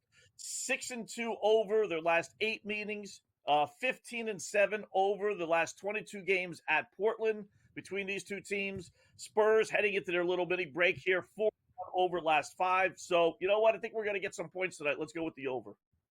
And you also tonight, Indiana taking on Nebraska, the first true road game for Indiana. What do you think we're going to get here? Yeah, you know, it's college bad. There's not that many games tonight. So let's throw a little flyer on the over, Joe. Last 5 meetings have gone over. 5-0 over at Nebraska as well. The last 5 times they met in the Husker State. So let's go with the over on that one. That's enough for me. Are we going over or under on Army-Navy tomorrow? Man, you got to go under, right? I mean, I'd love to go over this year because these Army-Navy teams have been pretty good, better than what we've seen, right? But it's hard to go over 40 points. It's even 39.5 points. I'd buy the hook up. So give it the under. If it ain't broke, Scotty, we ain't fixing it. And the under ain't broke. All right, Game Time Decisions continues here on the grid.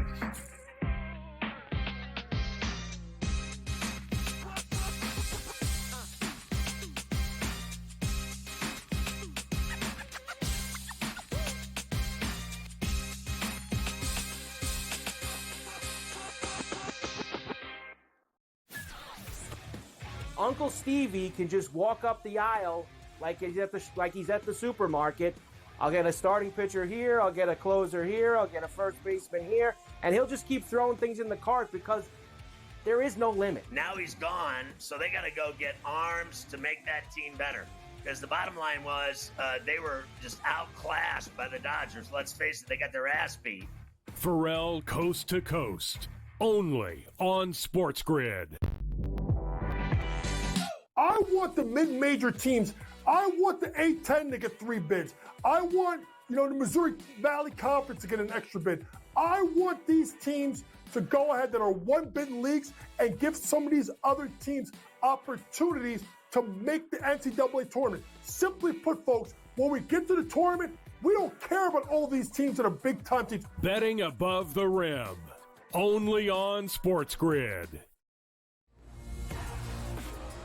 How do you find some of this great talent that you've brought in, who are still early in their career, might not have a ton of tape on them yet? I've been around this business, man, for almost 20 years. So a lot of these guys will tell you that I popped into a lot of gyms, sparred or just worked on the side or, kind of worked out, just watching. I've always loved this sport, man. I think it's the greatest. And we want to continue to put on the next up-and-coming superstars. We know we got them. Only on SportsGrid.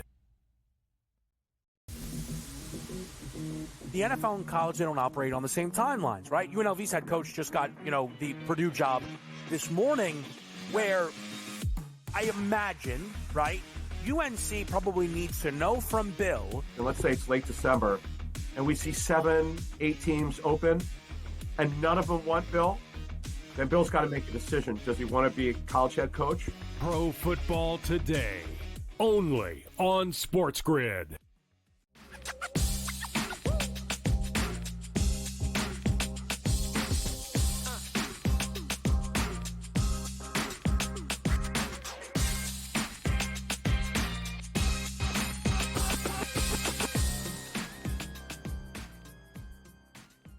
All right, welcome back in Game Time Decisions here on the Sports Grid Network. Joe Raineri joined once again by our good friend Scotty Wetzel, getting ready to take over at the top of the hour, in-game live. I had a full slate of NBA action, just one NHL game, couple of college basketball games with a monster slate tomorrow, Scotty. Looking very forward to some of these matchups in college hoops.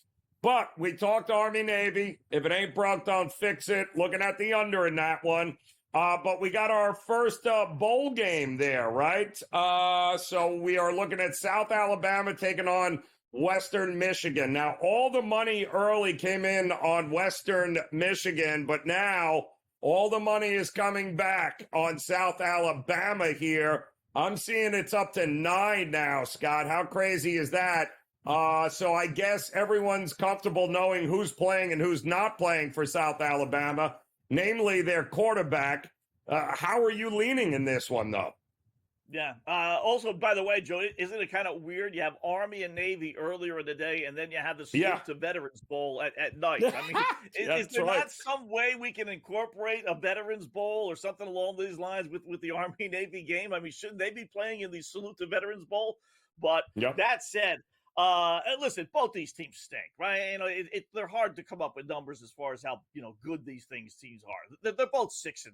So why are we getting nearly double digits, Joe, with Western Michigan? I will tell you, Sun Bowl teams, South Alabama against MAC teams, Western Michigan in bowls, 15-29-1 against the spread. South Alabama 1-7 against bowl teams this year. Again, it's hard to give you good Western Michigan numbers because they were 6-6. South Alabama's star running back, I don't think he's playing, and their kicker, they both went into the transportal system, so I don't think they're going to play. So they're going to be maybe the quarterback plays, but the running back doesn't. He's the main guy. You want to give me 9 points? It's one of those where it's there, right? Saturday night, we got to bet it, right? Put a couple shekels on it. So give me I'll take Western Michigan plus the 8 or 9. So we got Scotty next week. Actually, a week from today, we'll begin the first round of the brand new 12-team college football playoff. Indiana, dog of a 7.5, right? You got SMU, dog 8.5. You've got Clemson, dog of 11. Everything here, Scotty, is a touchdown or more for the most part. All the favorites ain't winning, Scotty. There's going to be a dog that barks here in this first round. Who is it, do you think? Yeah, I tell you, I'll give the obvious one. I think if you ask people, pick one, right? To me, that would be Tennessee. Getting a full touchdown. I'm really surprised they're getting a full touchdown against Ohio State. I think they could win that, right? And we were joking on the podcast today, Joe, about how supposedly Ohio State, Michigan, this great rivalry, right? The greatest thing since the history of sports. So I said to the Ohio State fans, I said, if you could win a national championship but lose to Michigan that year, would you take that? Because if the answer is yes, then don't tell me about how great a Michigan-Ohio State rivalry is, because you're accepting a loss, which is what happened this year. So I think Tennessee is live, at plus 7, 10-2. I think they can win outright. And I hate to say it because I'm a Notre Dame fan, but I think Indiana at 11-1. They had that monster chip taken off their shoulder by SMU getting in. Otherwise, they would have played the lack of respect card, but no one really talking about that anymore. But I don't. They still are getting respect. I mean, a touchdown plus with the hook. I'll take Indiana. There's going to be a lot of Indiana fans there at Notre Dame, right? So give me the Hoosiers plus the 7.5. I think those two are the biggest upset specials. I'm still trying. People are betting the Texas game like they already know the score, Scotty. And I keep looking at Dabo and Clemson and going, I'd rather be lucky than good, Scotty. And call it what you want. The man is playing with house money. All right? Not supposed to be here. And you're telling me I'm supposed to have all this confidence in Sarkisian and Texas to be able to roll them? Call me crazy, Scotty. That kind of luck is not a train I want to run in front of, is it? Yeah, no. Really, Joe, listen, give credit to SMU. They came back, they played well. I was going to say they won the game, but they didn't. But they got outplayed for 3 quarters. Clemson was leading by 17 in the fourth quarter. They just took their foot off the pedal. They got caught napping there a little bit, but they ended up winning the game. So they have a little chip on their shoulder. Yeah, I mean, getting double digits with that Texas offense, Wow, I'm amazed at how much respect Texas is getting this year. I just, I've seen them a number of times. I don't think they're that good, at least not offensively. I don't think they're very good. Scotty, I'm with you. Where you got a dude with a Manning jersey on in the sideline. It might be time to bring him in. That's all I'm saying. Scotty, we'll see you top of the hour for In Game Live. We'll be back next year on the grid.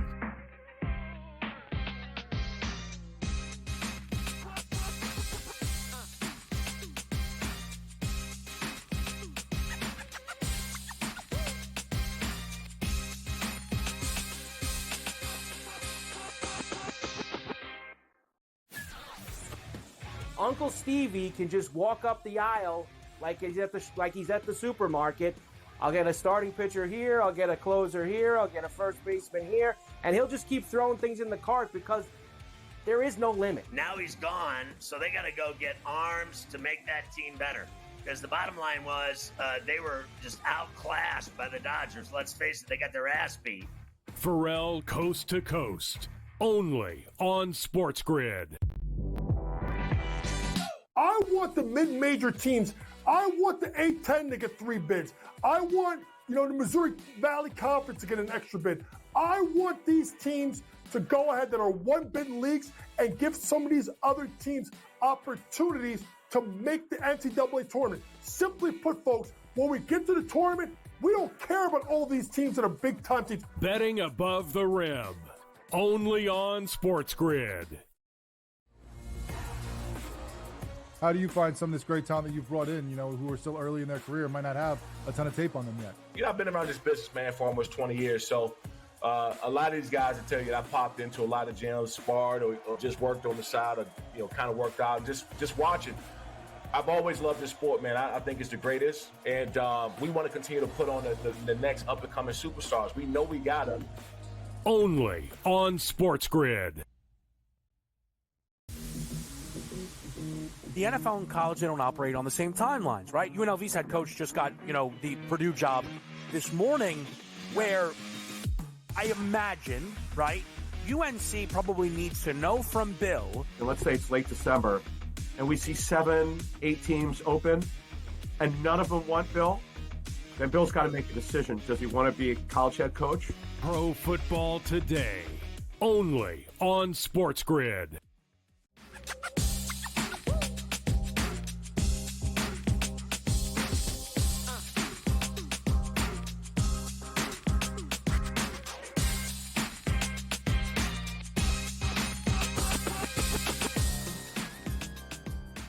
All right, welcome back in GameTime Decisions here on the SportsGrid Network on this Friday, the 13th.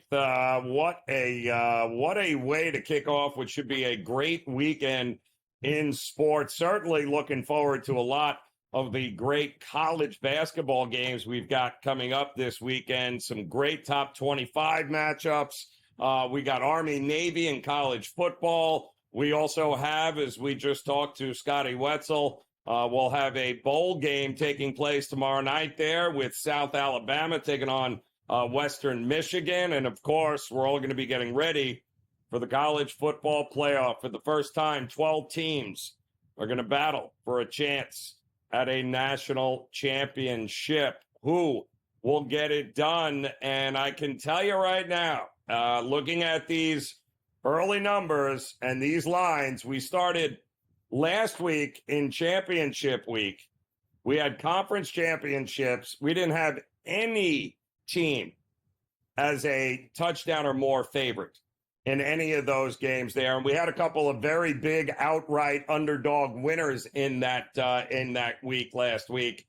Ohio blowing out Northern Illinois. There were some big time upsets last week, and now this week we have nobody that is less than a touchdown favorite. Every game in this early round is a touchdown or better, including Clemson getting 11 points against Texas here. And boy, call me crazy. You got Indiana getting 7.5.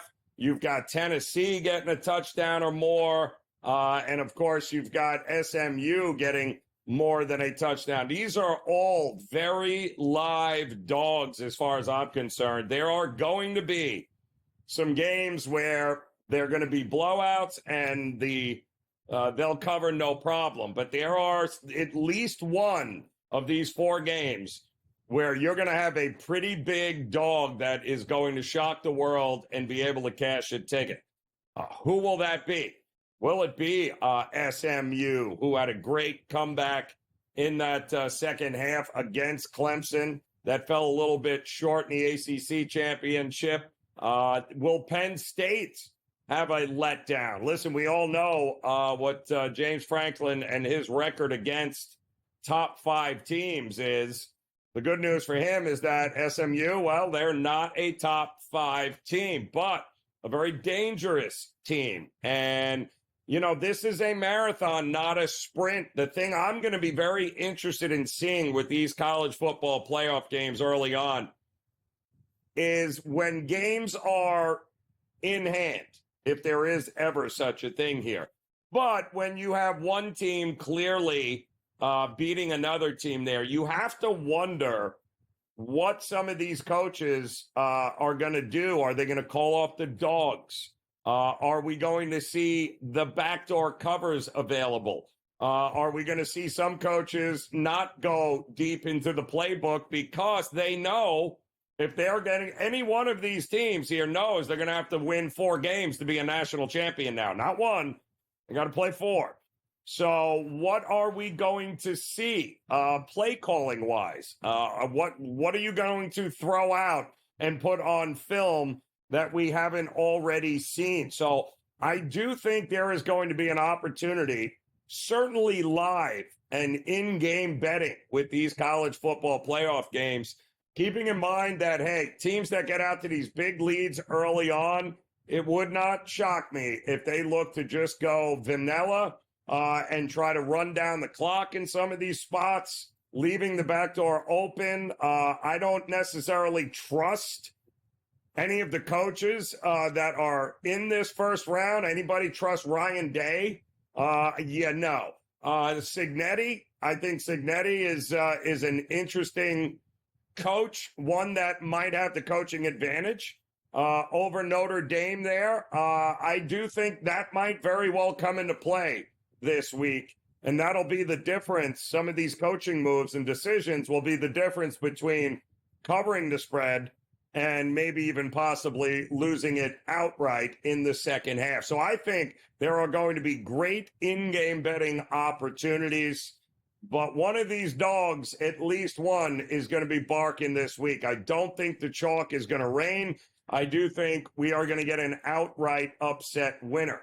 And whoever, if you get that one right, whether it be SMU, whether it be Clemson, some of these look-ahead lines have been outrageous. And what I mean by that is that we have seen some places release lines based upon who it is they might be playing. So when you go into the bracket and you've got these 4 teams that have buys this week, the Oregons, the Boise States, the Arizona States, right? You've got Georgia sitting here waiting to figure out who it is they're going to be playing. Some of these numbers have been absolutely over the top. And the one thing that I know is that there is only one look-ahead line that has been released in which, depending on who advances, depends on who the favorite is. And that has to do with Georgia. And here's what I mean by that. Georgia, obviously, in that bracket, will take the winner of Notre Dame and Indiana. Well, if Notre Dame wins, the look-ahead line is Notre Dame -1.5. So that means if Notre Dame beats Indiana, they go to Georgia, that line is going to open up somewhere around Notre Dame being the favorite of -1.5. If Indiana actually wins, well, then Georgia is set to be a favorite of 5.5 in the look-ahead line. So Georgia really is going to be an interesting test case for this. Everybody else, Oregon, for instance, the number 1 seed, if they take on Ohio State beats Tennessee, Guess what? Oregon, -1.5 favorite. They're still the favorite. If Tennessee wins, Oregon, still a favorite, -4.5. The same thing with Arizona State sitting there going, all right, who are we playing? Well, it won't matter who Arizona State is playing because they're going to be an underdog no matter who wins in that game. Texas, 13.5 point, almost a 2-touchdown favorite look ahead against Arizona State. If it's Clemson, it's 4.5. Clemson would be a 4.5 point favorite over Arizona State.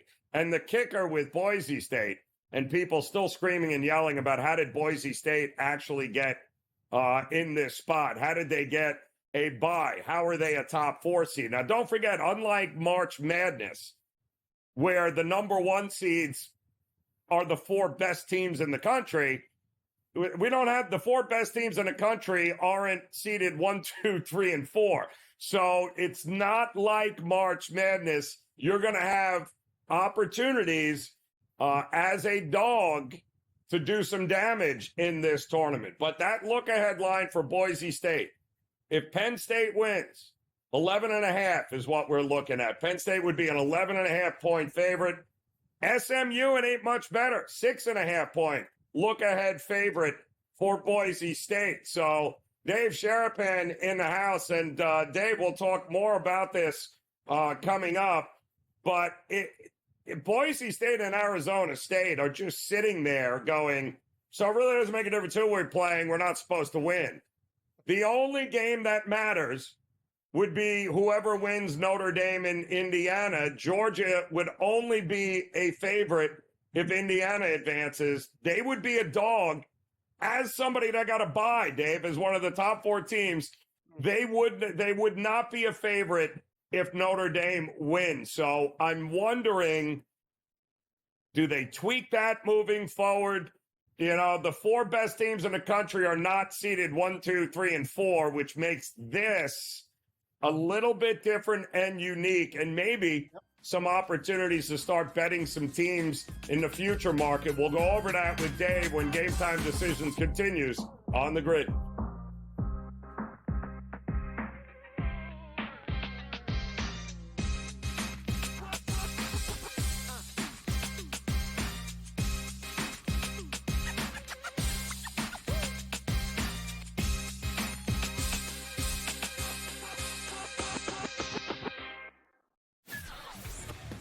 Uncle Stevie can just walk up the aisle like he's at the supermarket.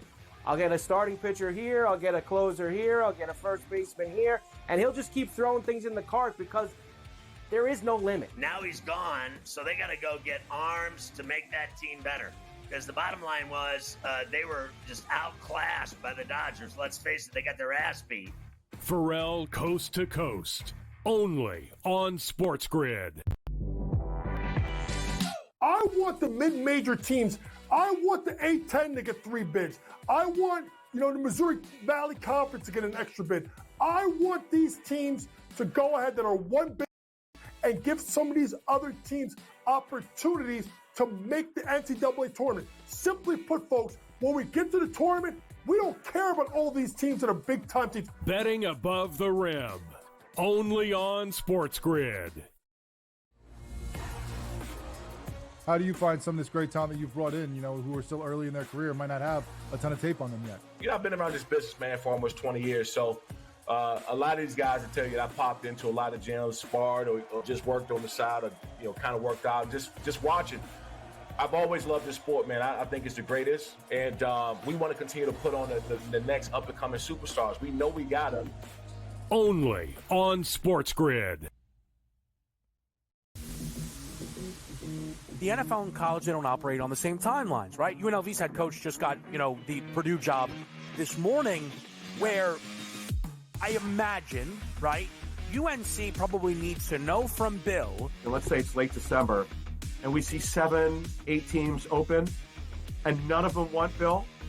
Then Bill's got to make a decision. Does he want to be a college head coach? Pro Football Today, only on SportsGrid.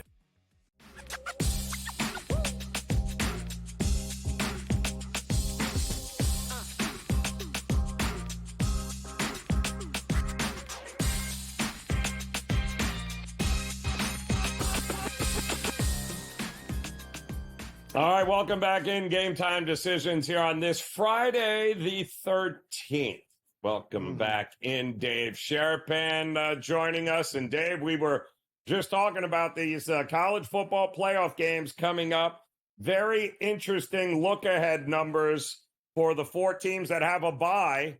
But unlike college basketball, Dave, and March Madness, where the 4 best teams in the country are usually the 4 number 1 seeds, the 4 best teams in college football are not seeded 1, 2, 3, and 4. So some of these look-ahead numbers are over the top. Like Boise State and Arizona State, no matter who they're playing, they're going to be at close to a touchdown or more of an underdog in those games, and that's just mind-blowing to me. Yep. And, I mean, the only way either one will be a favorite is if they meet in the final and play each other, which, you know, I don't, I mean, that's not going to happen. Them winning 3 games to get there, I don't see it happening. They each have to win 2 to get there and then play in the final, but that would be a tall task. Now, can either one of them win 1? The numbers would tell you no, but that's why they play the games. You know, I can't wait. The lead up and hype has been great. And like the buzz with guys in the books are like, yeah, those are going to be really good standalone island games. You know, you don't have any other college football games going on while any one of them are going on. So handles through the roof. Now you got, 7.5, 8.5. So, I mean, the Clemson number's big. It doesn't matter. It's college football and it's win or go home. And that's going to lead to some great action. I can't wait. As a Penn State grad, I want to see Penn State beat SMU. I mean, I'm not saying it's a done deal. I think it's going to be a hard game. I think Penn State's going to win. I'm not in a hurry to lay 7.5. I think the game would then be in Scottsdale, or in Glendale down in Arizona. Fiesta Bowl against Boise State will be fun if it happens. I think I'm going. So selfishly, I want to see Penn State win so I can go down there and see them play Boise. In which case, 10 seems like the number to me. So the look-ahead number being 11.5 seems a bit much. But again, depending on how they look, and you have Boise sitting around waiting, and, the Heisman is tomorrow. I talked to some people who voted for Genty. I mean, if Genty wins the Heisman, he's not winning the Heisman. Be very, very surprised if he wins the Heisman. But he got votes. I mean, I literally know some people that voted that, I heard that they voted for Genty. Okay, that's great. I'm sure people did, but I don't think enough people did it for, Hunter not to win it. But that's a whole nother story. Joe, I mean, we got a couple minutes here. It's the Battle of Pennsylvania this week, right? Like I got the Steelers stuff on. I couldn't wait to talk to you. Me and Wetzel are going to break down the whole NFL card. We finally got a full slate of games. Everybody's playing. There's no more bye weeks. We're down to the final stretch run of the NFL. Does this number surprise you that the Eagles are 5.5? The total doesn't. The total's right on the money. 43, 42.5 is good. But isn't this a field goal game, or am I looking blindly through my Steeler glasses? Here's the problem. It almost feels as if the book is begging us to bet Pittsburgh here. Like, go ahead. I know you want to bet Pittsburgh. I know you want to take the 5.5. And history tells us, I believe, Pittsburgh 64, 28, and 4 is a single-digit underdog or pick'em in regular season games under Mike Tomlin. That's a absurd number. They're already 5-0 straight up in that role as this season. So here we go again. It's 5.5. The trends and history tells us, you got to be kidding me. Why are we giving Pittsburgh 5.5 points? Unless they're a touchdown or more better than Pittsburgh, and people just don't see it here. Listen, I think Philly coming off the bye, I think the problem that Pittsburgh has is I think there is one way they can win it. Joe, Philly almost lost to Carolina on Sunday.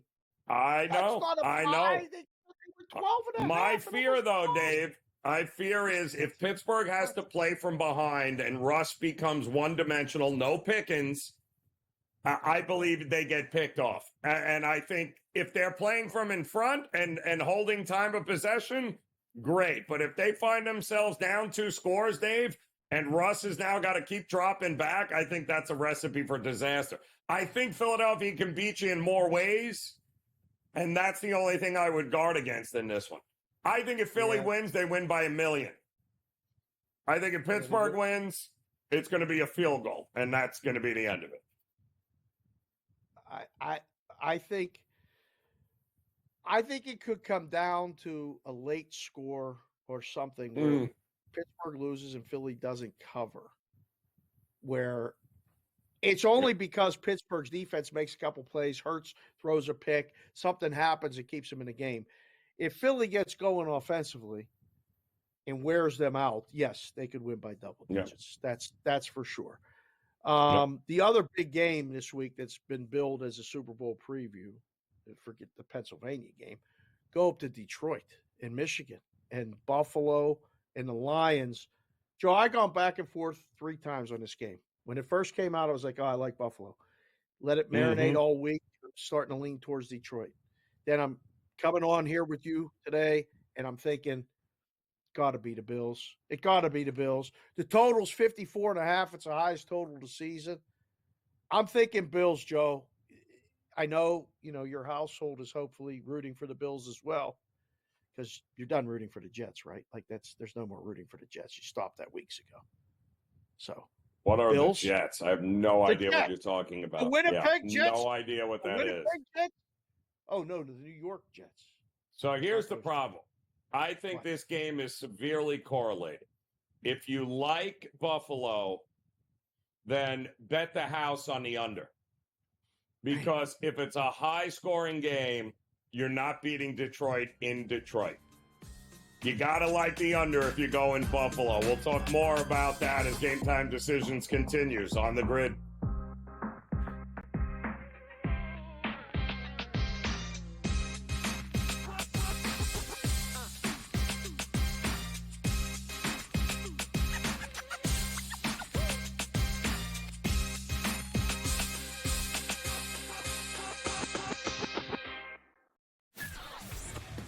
Uncle Stevie can just walk up the aisle like he's at the supermarket. I'll get a starting pitcher here, I'll get a closer here, I'll get a first baseman here, and he'll just keep throwing things in the cart because there is no limit. Now he's gone, so they got to go get arms to make that team better. Because the bottom line was they were just outclassed by the Dodgers. Let's face it, they got their ass beat. Pharrell Coast to Coast, only on SportsGrid. I want the mid-major teams. I want the A-10 to get 3 bids. I want, the Missouri Valley Conference to get an extra bid. I want these teams to go ahead that are 1-bid leagues and give some of these other teams opportunities to make the NCAA tournament. Simply put, folks, when we get to the tournament, we don't care about all these teams that are big-time teams. Betting above the rim, only on SportsGrid. How do you find some of this great talent that you've brought in, who are still early in their career, might not have a ton of tape on them yet? I've been around this business, man, for almost 20 years. So a lot of these guys will tell you that I popped into a lot of gyms, sparred, or just worked on the side, or, kind of worked out, just watching. I've always loved this sport, man. I think it's the greatest. And we want to continue to put on the next up-and-coming superstars. We know we got them. Only on SportsGrid. The NFL and college, they don't operate on the same timelines, right? UNLV's head coach just got, the Purdue job this morning, where I imagine, right, UNC probably needs to know from Bill. And let's say it's late December, and we see 7, 8 teams open, and none of them want Bill. Then Bill's got to make a decision. Does he want to be a college head coach? Pro Football Today, only on SportsGrid.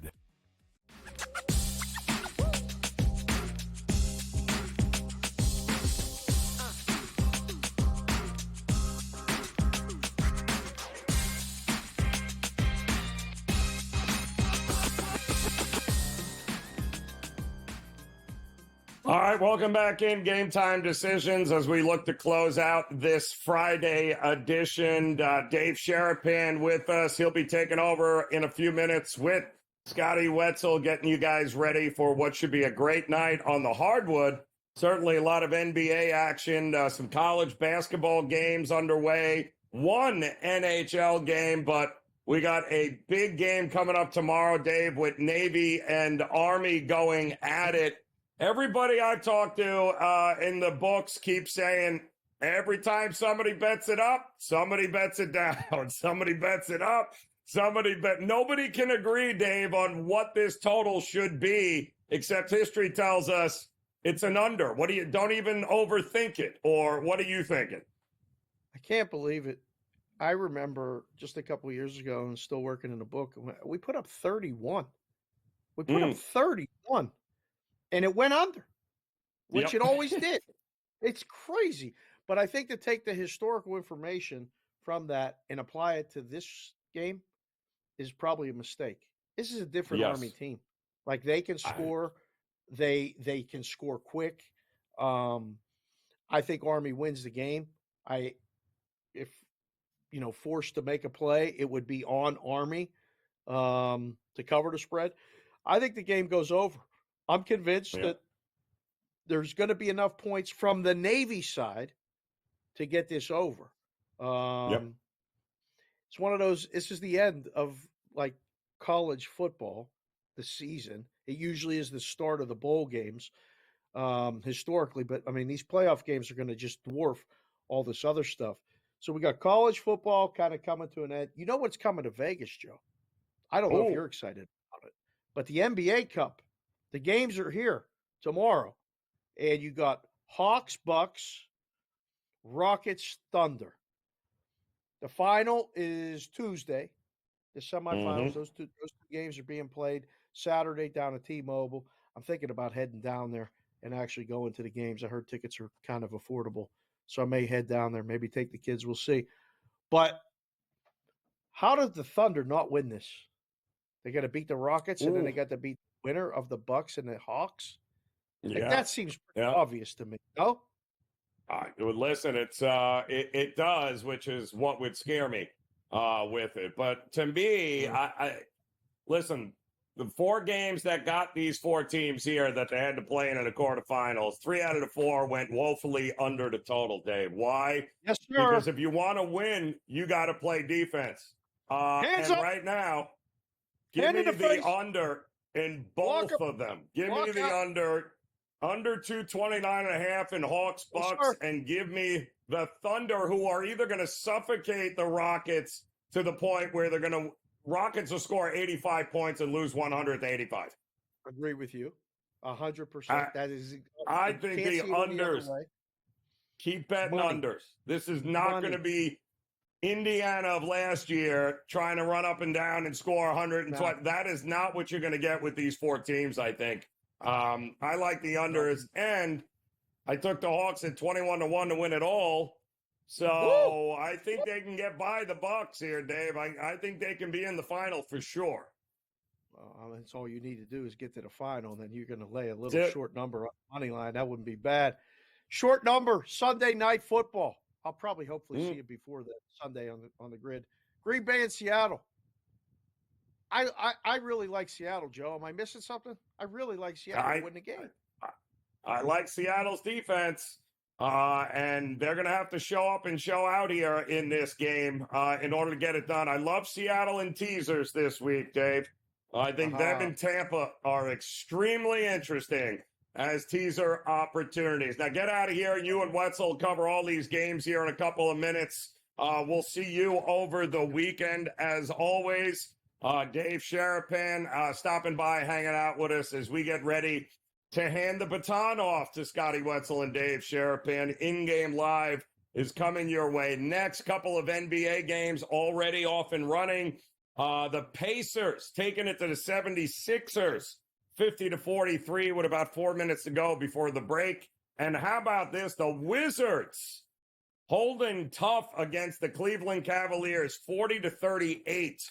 They got about 5 minutes to go before the break there. Nets, Grizzlies coming up, as well as the Hornets and Bulls. Dave and Scotty Wetzel will have you covered here, including a big game in college hoops between Indiana and Nebraska. We appreciate you stopping by as always. Listen, enjoy the games. We'll see you again during the week as Game Time Decisions.